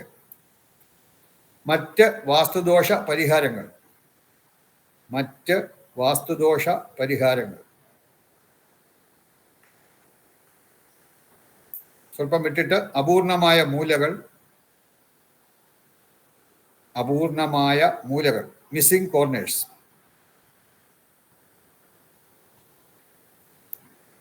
അപൂർണമായ വശങ്ങൾ, മിസ്സിംഗ് സൈഡ്സ്.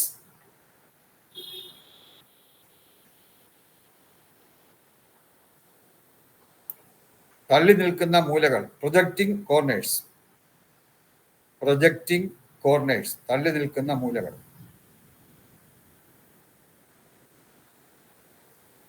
തള്ളി നിൽക്കുന്ന വശങ്ങൾ, പ്രൊജക്റ്റിംഗ് സൈഡ്സ്. പ്രൊജക്റ്റിംഗ് സൈഡ്സ്, തള്ളി നിൽക്കുന്ന വശങ്ങൾ.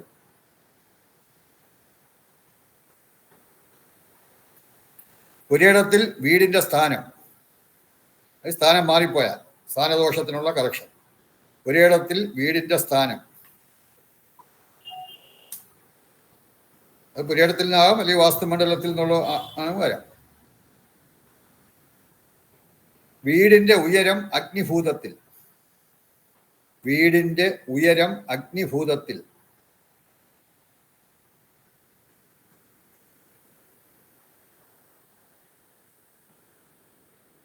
സ്റ്റെയർകേസിന്റെ ദിശയും പടികളുടെ എണ്ണവും. സ്റ്റെയർകേസിന്റെ ദിശയും പടികളുടെ എണ്ണവും.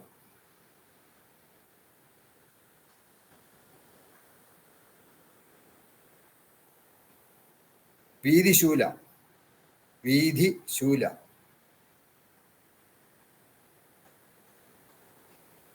ഹീനപ്രവേശനവും ഉത്സംഗ പ്രവേശനവും. ഹീന പ്രവേശനവും ഉത്സംഗ പ്രവേശനവും.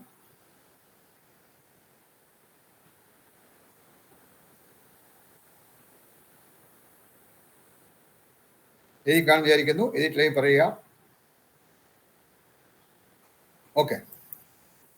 നേർക്ക് നേരെയുള്ള കതകുകൾ. നേർക്ക് നേരെയുള്ള കതകുകൾ.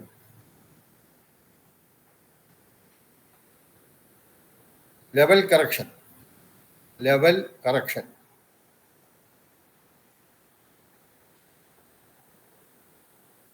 Beam correction. Beam correction.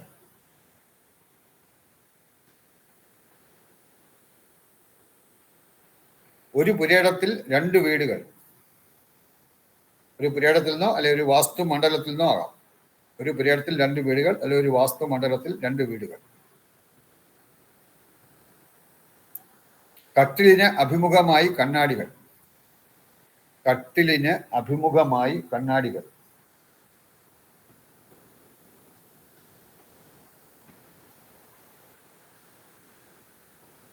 കിഴക്ക് ദിശയ്ക്കും വടക്ക് ദിശയ്ക്കും അഭിമുഖമായുള്ള കണ്ണാടികൾ. കിഴക്ക് ദിശയ്ക്കും വടക്ക് ദിശയ്ക്കും അഭിമുഖമായുള്ള കണ്ണാടികൾ.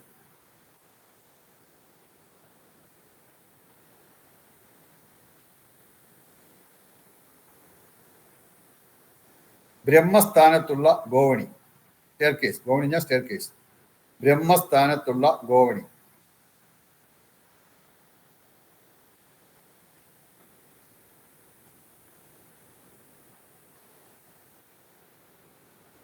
ഭിത്തി കോമ മുട്ടതിര് വേദങ്ങൾ. ഭിത്തി കോമ മുട്ടതിര് വേദങ്ങൾ.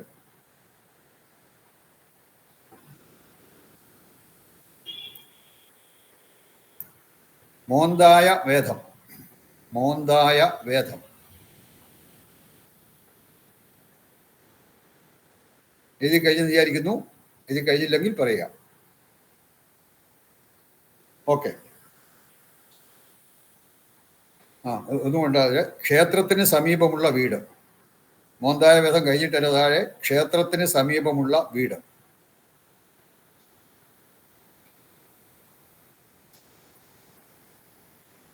എഴുതി കഴിഞ്ഞ് വിചാരിക്കുന്നു. അടുത്തത് മർമ്മദോഷം. മർമ്മദോഷം. അതിൻ്റെ പരിഹാരങ്ങൾ.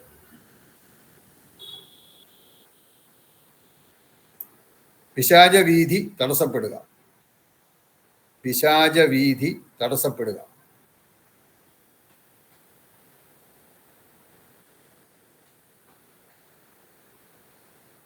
അധ്യായം 8, ചാപ്റ്റർ 8.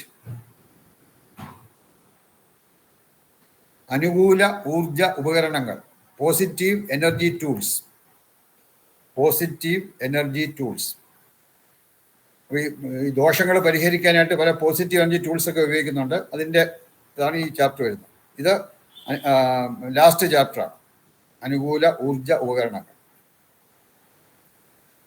1, പ്രധാന വാതിലിൻ്റെ രക്ഷയ്ക്കുള്ള ഉപകരണങ്ങൾ.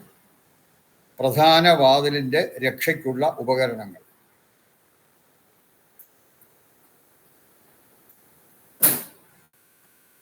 A, പാക്വ mirror. പാക്വ കണ്ണാടി. പാക്വ മിറർ അല്ലെങ്കിൽ പാക്വ കണ്ണാടി.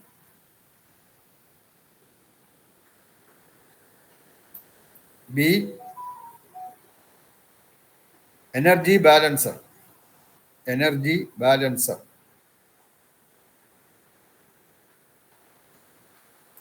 C, door energiser. Door Energizer.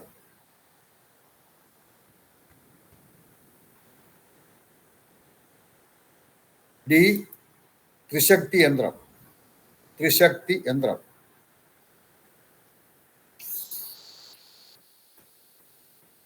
ഇത്രയും പ്രധാന വാതിലിൻ്റെ രക്ഷയ്ക്കുള്ള ഉപകരണങ്ങളാണ്. 2, ധനലക്ഷ്മി കുബേര പേടകം. സാമ്പത്തികമായ കാര്യങ്ങൾ.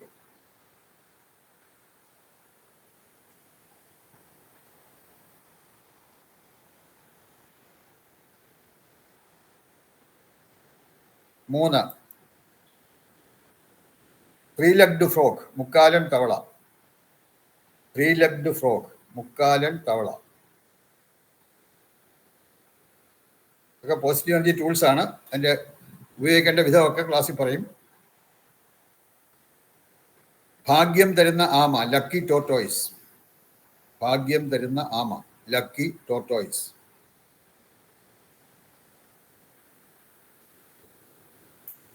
5 വിൻ ചൈം.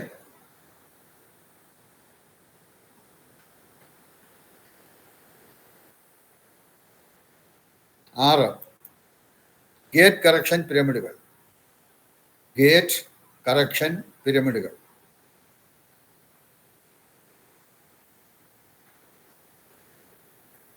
7 അമീത്തിസ്റ്റ് മാല. അമീത്തിസ്റ്റ് മാല. 8 amethyst ball. Amethyst ball.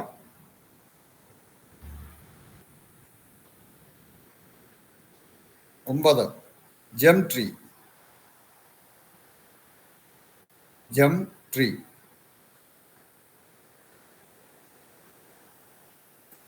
10 vehicle protection pyramid. Vehicle protection pyramid.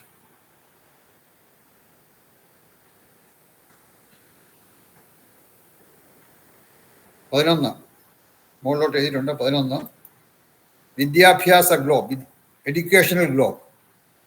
വിദ്യാഭ്യാസ globe. Educational globe.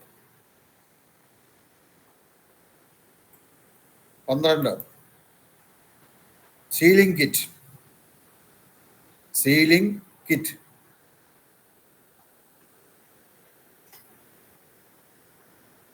13 Chinese coin.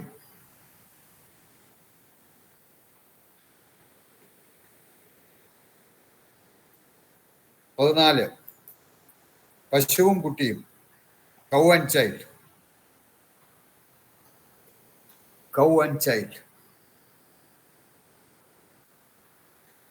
15 crystal ball. Crystal ball. 16 Gomati ചക്രം. ഗോമതി ചക്രം. 17 ഭാഗ്യദേവതാ card. Lucky card. Lucky angelic card എന്നാണ് പറയുന്നത്. ലക്കി ഏഞ്ചലിക് കാർഡ് ഇംഗ്ലീഷിൽ. Lucky angelic card. 18 missing corner energizer. Missing corner energizer. 19 നസർ tree and നസർ യന്ത്രം. നസർ ട്രീ ആൻഡ് നസർ യന്ത്രം.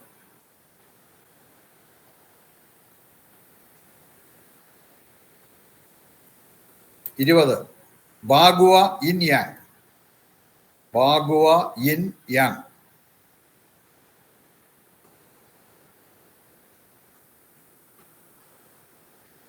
21 ഹോളോ പിരമിഡ്സ്.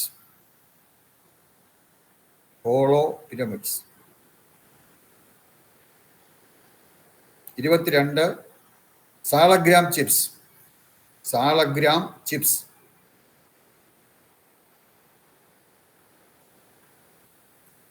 23 സാളഗ്രാം മാല. സാളഗ്രാം മാല.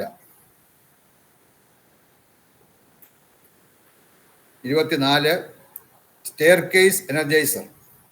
Stair case Energizer.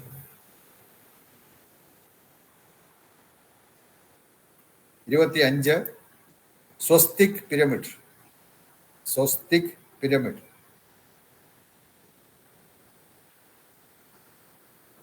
26 Swastik energiser. Swastik Energizer.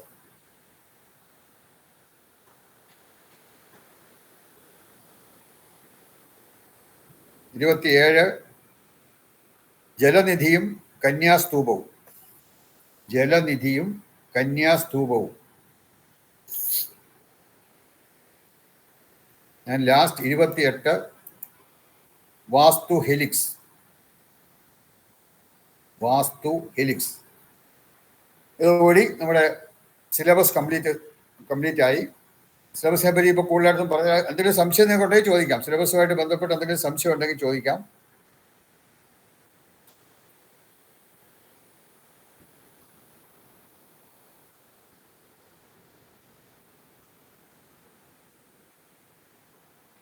ആർക്കെങ്കിലും സിലബസുമായിട്ട് ബന്ധപ്പെട്ട് സംശയം ഉണ്ടെങ്കിൽ ചോദിക്കാം.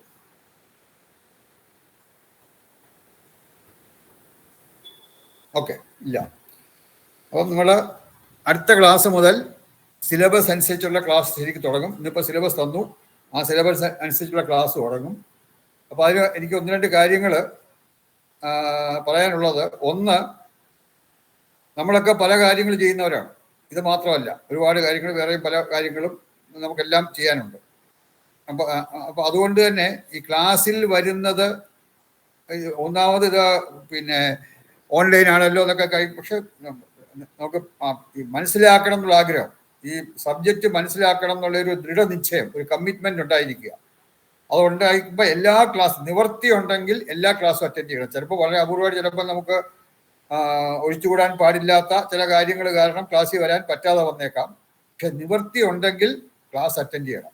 അത് മസ്റ്റായിട്ട് എടുക്കുക. കാരണം ക്ലാസ് അറ്റൻഡ് ചെയ്യാതെ വരുമ്പോൾ എനിക്ക് ആരൊക്കെ ക്ലാസ് അറ്റൻഡ് ചെയ്തില്ലാതെ ചിലപ്പോൾ ക്ലാസ് എടുക്കുമ്പം എനിക്ക് അറിയില്ല. അപ്പോൾ അതുകൊണ്ട് ഒരു ക്ലാസ്സിൽ വരാത്തവർക്ക് അടുത്ത ക്ലാസ് അതിൻ്റെ ഒരു കണ്ടിന്യൂഷൻ ആയിട്ട് വരും. അപ്പോൾ അത് ഫോളോ ചെയ്യാൻ ചിലപ്പോൾ പ്രയാസമായിട്ട് വരും. അപ്പോൾ അതുകൊണ്ട് വീണ്ടും ആ ക്ലാസ് ഒന്നും കൂടെ അവർ വരാത്തവർക്ക് വേണ്ടി എടുക്കാൻ എളുപ്പമല്ല. അപ്പോൾ അതുകൊണ്ട് നമുക്ക് ശ്രദ്ധിക്കേണ്ട ഒരു കാര്യം, എല്ലാ ക്ലാസ്സിലും അറ്റൻഡ് ചെയ്യുക. അത് വളരെ ശ്രദ്ധിക്കേണ്ട കാര്യം. നിവൃത്തി ഉണ്ടെങ്കിൽ, തീരെ നിവൃത്തിയില്ലെങ്കിൽ മാത്രമേ ഒരു ക്ലാസ്സിൽ നമ്മൾ ആബ്സെന്റ് ആകാവൂ. ഞാൻ തന്നെ കല്യാണങ്ങളോ അങ്ങനെയുള്ളതൊക്കെ ഞാൻ മുടക്കി ഞാൻ ക്ലാസ് എടുക്കാറുണ്ട്. തീരെ നിവൃത്തിയില്ലെങ്കിൽ മാത്രമേ ഒരു ക്ലാസ് എപ്പോഴെങ്കിലും ഒരു മുടക്കം വരുള്ളൂ. കഴിഞ്ഞ ബാച്ചിലൊക്കെ എനിക്ക് ഒരു ഒന്നോ രണ്ടോ ക്ലാസ് മാക്സിമം. അത് ഇതിന്റെ ടോട്ടൽ എന്ന് പറഞ്ഞാൽ ഏതാണ്ട് 50 മണിക്കൂറാണ് ഈ ഡിപ്ലോമ കോഴ്സിന്റെ ടോട്ടൽ ഡ്യൂറേഷൻ വേണ്ടത്. നമ്മൾ നാളെ തുടങ്ങിയാൽ ഒരു ദിവസം ഒരു 1.25 മണിക്കൂർ വെച്ചാണെങ്കിൽ ഏതാണ്ട് ഒരു 28 ക്ലാസ്, അല്ലെങ്കിൽ 28 to 30, 28 മുതൽ 30 ക്ലാസ് വരെ നമുക്ക് വേണ്ടി വരും ഈ കംപ്ലീറ്റ് സിലബസ് കവർ ചെയ്യാൻ. അപ്പോൾ അതായത് ഒരു ഉദ്ദേശം ഒരു 7 മാസം 8 മാസം വരെ ആവും. അതായത് ഒരു മാസത്തിൽ നമുക്ക് 4 ക്ലാസ് ആണ്. അപ്പോൾ അങ്ങനെ വരുമ്പോൾ ഒരു 7 to 8 months കംപ്ലീറ്റ്. അപ്പോൾ നമ്മൾ ഈ ആദ്യം പഠിക്കുന്നതൊക്കെ മറന്നു പോകാതെ അതൊക്കെ നമ്മൾ ഇടയ്ക്ക് നോക്കിക്കോണം. നമുക്ക് എപ്പോഴും ആദ്യം പഠിപ്പിക്കുന്ന വീണ്ടും പഠിച്ചുകൊണ്ടിരിക്കാൻ പലതും വീണ്ടും റിപ്പീറ്റ് ചെയ്ത് വരും. എന്നാൽ തന്നെയും ഒരു കണ്ടിന്യൂവേഷൻ വരണമെന്നുണ്ടെങ്കിൽ പഴയ കാര്യങ്ങളൊക്കെ ഒന്നുകൂടെ നോക്കുക. അങ്ങനെ ഒരു താല്പര്യം ഉണ്ടാവണം, ഈ സബ്ജക്റ്റിൽ ഒരു താല്പര്യം ഉണ്ടാകുക, പഠിക്കണം എന്നുള്ള ഒരു ഇതിൽ പറയുന്നുണ്ടോ? ശിവപ്രസാദ് എന്തോ പറഞ്ഞു.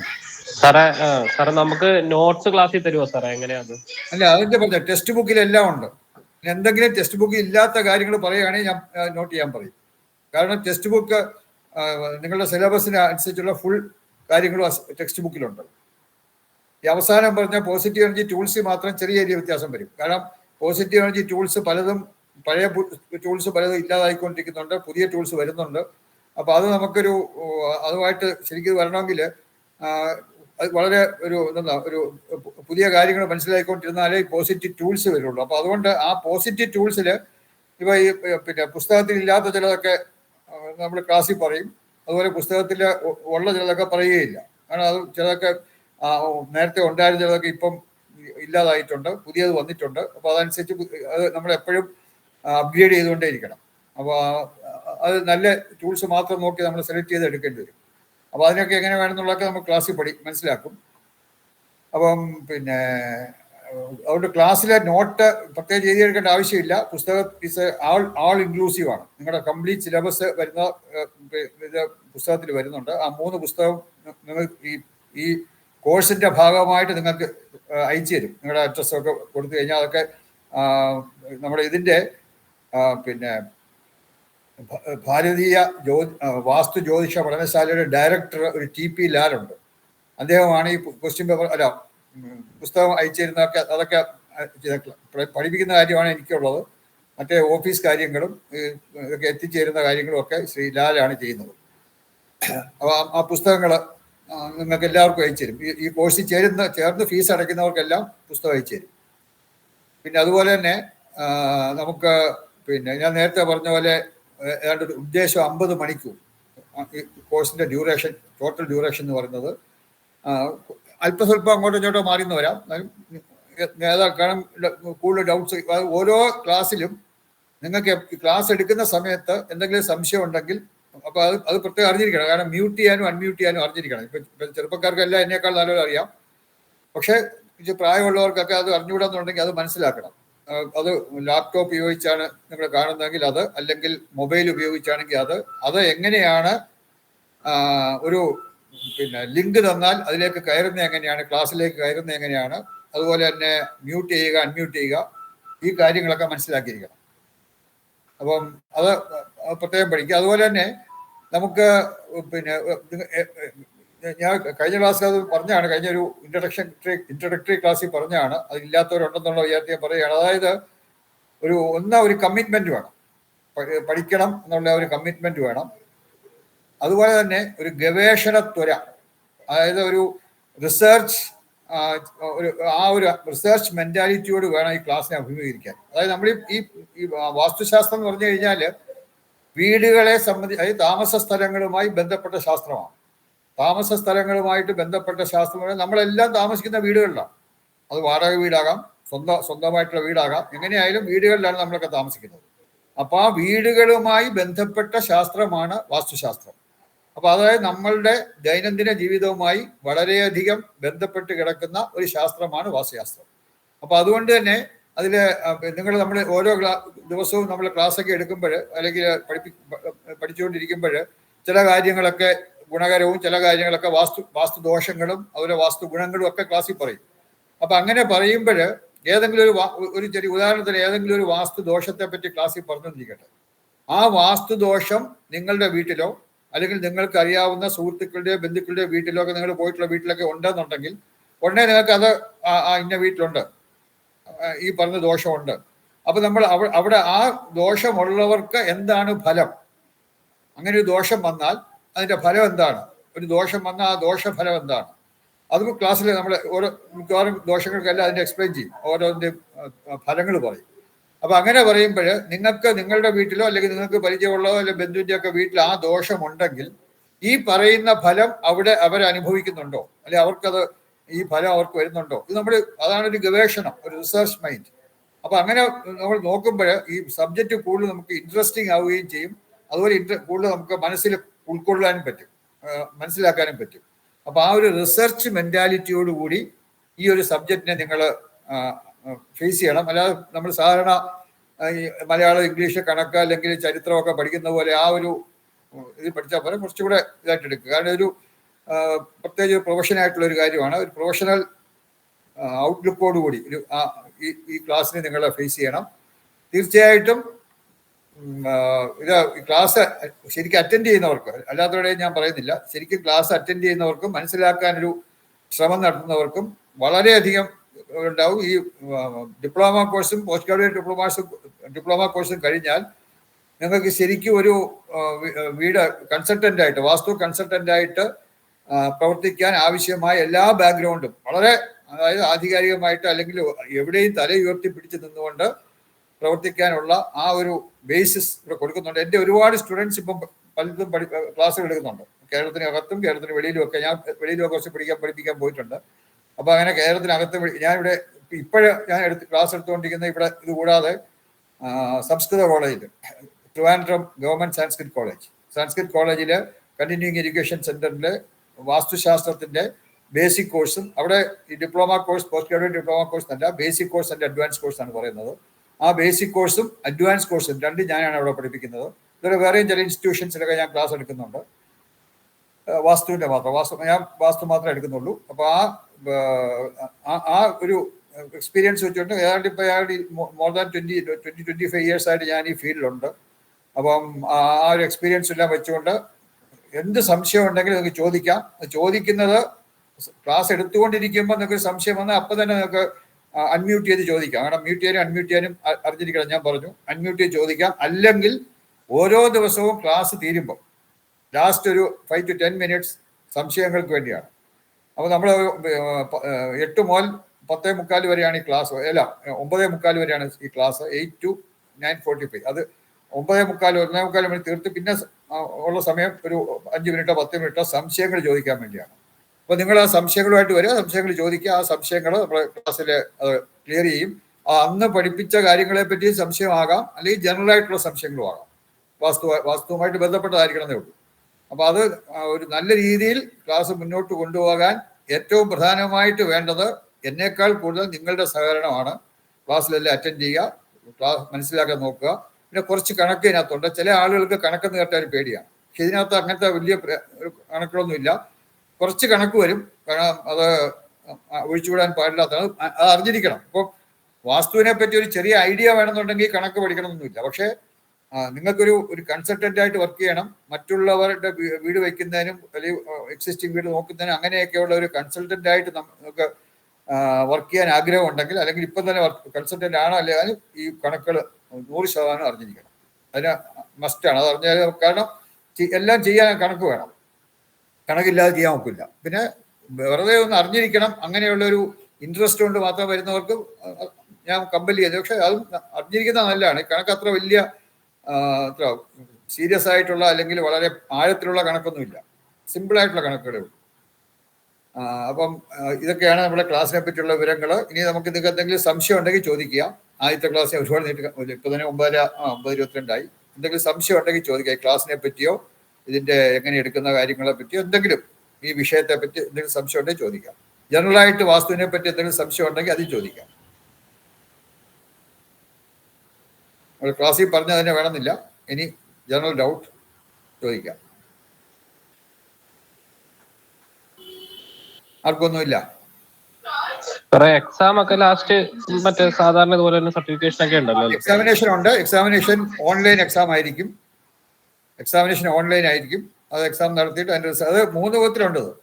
അത് നിങ്ങൾക്ക് പറഞ്ഞു കാണുന്നതാണ് എൻ്റെ വിചാരം. അല്ലെങ്കിൽ അതിനെപ്പറ്റി ഡീറ്റെയിൽസ് ഒക്കെ ഇതിൻ്റെ ഡയറക്ടർ TP ലാൽ,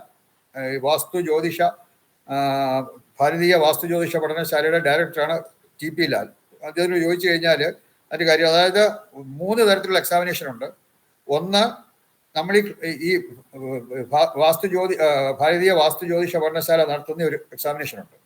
അത് ഈ പഠനശാലയുടെ സർട്ടിഫിക്കറ്റ് ആയിരിക്കും കിട്ടുന്നത്. പിന്നെ diploma course central government approved ആയിട്ടുള്ള സർട്ടിഫിക്കറ്റ് ഉണ്ട്. അതിന് പ്രത്യേകം അവിടെ ഫീസ് അടക്കണം, സെൻട്രൽ ഗവൺമെന്റ് ഫീസ് അടക്കണം. അപ്പോൾ അതിനുള്ള പൈസ നിങ്ങൾ കൊടുക്കേണ്ടി വരും. അപ്പോൾ അഡീഷണൽ ആയിട്ട് ആ എമൗണ്ട് എത്രയാണെന്നൊക്കെ TP ലാലുമായിട്ട് ഡിസ്കസ് ചെയ്ത് അറിയാം. അപ്പോൾ അതിന് പിന്നെ അതുപോലെ തന്നെ ഇന്റർനാഷണൽ സർട്ടിഫിക്കറ്റ് വേണമെന്ന് താല്പര്യമുള്ളവർക്ക് അത് കുറച്ചുകൂടെ കോസ്റ്റ്ലിയാണ്. ഇന്റർനാഷണൽ ഇന്ത്യ ലോകത്ത് എവിടെ വേണമെങ്കിലും പോയി പ്രാക്ടീസ് ചെയ്യാൻ നിങ്ങൾക്ക് എലിജിബിൾ ആക്കുന്ന സർട്ടിഫിക്കറ്റ് ഉണ്ട്, ഇന്റർനാഷണൽ സർട്ടിഫിക്കറ്റ്. അത് വേണമെന്നുണ്ടെങ്കിൽ അതിന് പരീക്ഷ പ്രത്യേക ഒരു ഇതുണ്ട്, അതിന് പ്രത്യേക ഫീസ് അടയ്ക്കണം. ആ ഫീസ് അടച്ച് ഈ പാസ്സാവുന്ന ഇത് മതി, പക്ഷെ അതിന് പ്രത്യേക ഒരു ഫീസ് അടയ്ക്കണം. അത് ഇന്റർനാഷണൽ ഒരു ബോഡി ഉണ്ട്, അവർക്ക് അവരുടെ ഒരു ഫീസാണ്.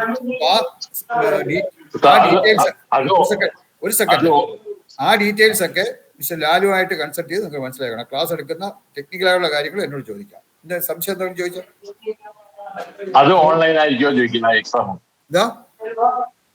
ഇന്റർനാഷണൽ സർട്ടിഫിക്കറ്റ് ഉള്ള എക്സാം ഓൺലൈൻ ആയിരിക്കുമോ ചോദിക്കുക? എല്ലാ എക്സാമിനേഷൻ എല്ലാം ഓൺലൈനാണ്. എക്സാമിനേഷൻ അതിന് പ്രത്യേകം ഇല്ല. അതിനൊരു ഫീസ് അടച്ചു കഴിഞ്ഞാൽ ഈ എക്സാമിനേഷൻ ഇത് തന്നെയാണ്. പിന്നെ ലാലുണ്ട്, ലാൽ അതിന്റെ ഡീറ്റെയിൽസ് പറഞ്ഞു കൊടുക്കാം.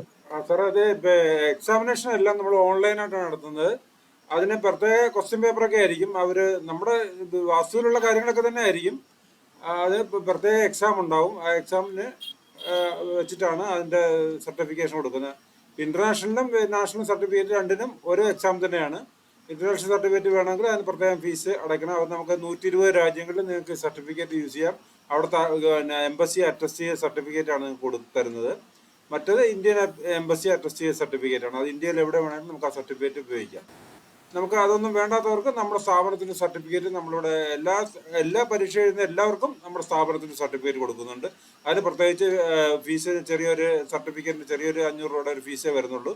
ബാക്കി നമ്മുടെ ഫീസുകളും മറ്റുള്ള ഫീസുകളും മാത്രം അടച്ചാൽ മതി. മറ്റ് താല്പര്യമുള്ളവർക്ക്, മറ്റ് സർട്ടിഫിക്കറ്റിന് താല്പര്യമുള്ളവർ അത് എനിക്ക് പേഴ്സണലായിട്ട് മെസ്സേജ് അയച്ച് ഞാൻ അതിൻ്റെ ഡീറ്റെയിൽസ് അല്ലെങ്കിൽ നിങ്ങളുടെ ഗ്രൂപ്പിൽ തന്നെ ഇടാം. നമുക്കിപ്പോൾ അടുത്ത ക്ലാസ് വരുന്നത് അടുത്ത വെള്ളിയാഴ്ചയാണ്. എല്ലാ വെള്ളിയാഴ്ച ദിവസങ്ങളിലും ആയിരിക്കും ക്ലാസ്. 8 മണിക്കാണ് ക്ലാസ്സിൻ്റെ സമയം. അടുത്ത ക്ലാസ് അടുത്ത വെള്ളിയാഴ്ച. സർട്ടിഫിക്കറ്റിന്റെ കാര്യങ്ങൾ മെസ്സേജ് അയച്ചാൽ മതി, അല്ലെങ്കിൽ ഗ്രൂപ്പിൽ ചോദിച്ചാൽ മതി. ഞാൻ ഗ്രൂപ്പിൽ അതിന്റെ ഡീറ്റെയിൽസ് എല്ലാ കാര്യങ്ങളും ആ ഗ്രൂപ്പിൽ ഇട്ട് തരാം. സാറേ ഈ വാസ്തുവിന് നമുക്ക് നേരിട്ട് ക്ലാസ് വല്ലതും ഉണ്ടോ അതോ ഇപ്പൊ ബേസിക്കിന് നേരിട്ടുള്ള ക്ലാസ്സുകളൊന്നും ഇല്ല. ബേസിക്കിന്റെ പിന്നെ ഡിപ്ലോമ കോഴ്സിന് നേരിട്ടുള്ള ക്ലാസ് ഇല്ല.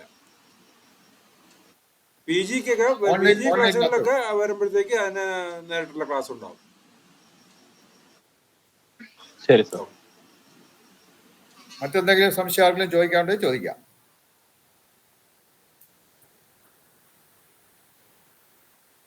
കിട്ടുമോ?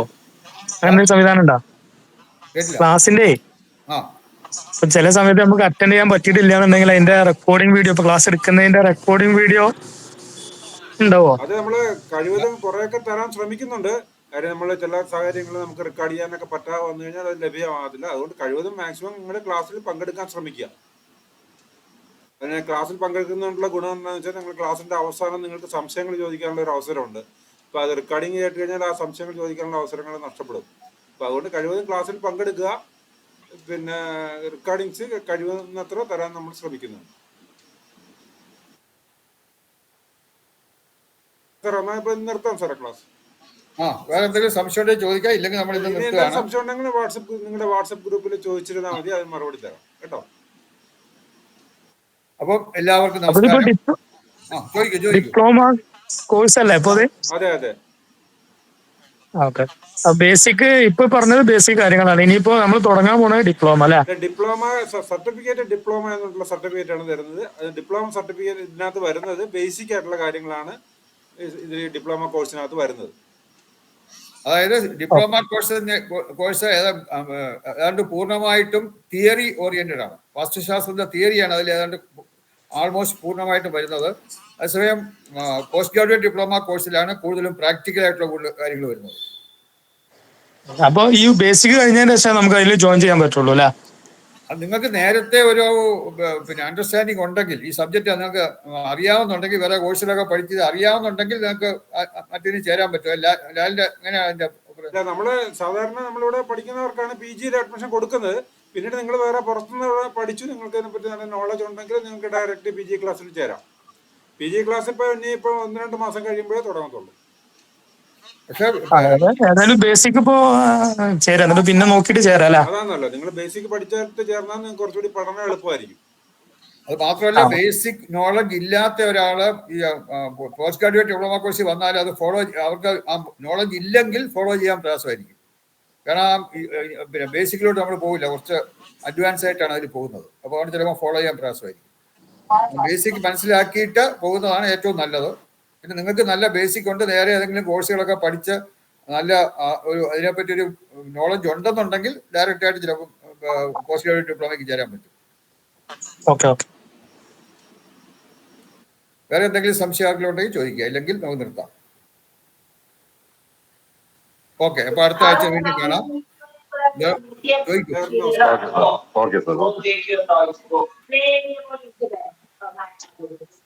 ഇതിലും പറഞ്ഞോ, ക്ലിയർ അല്ല? ഹലോ, ഓക്കെ, അപ്പം നിർത്തുകയാണ്. എല്ലാവർക്കും നമസ്കാരം. അടുത്ത ആഴ്ച വീണ്ടും കാണാം. Thank you sir.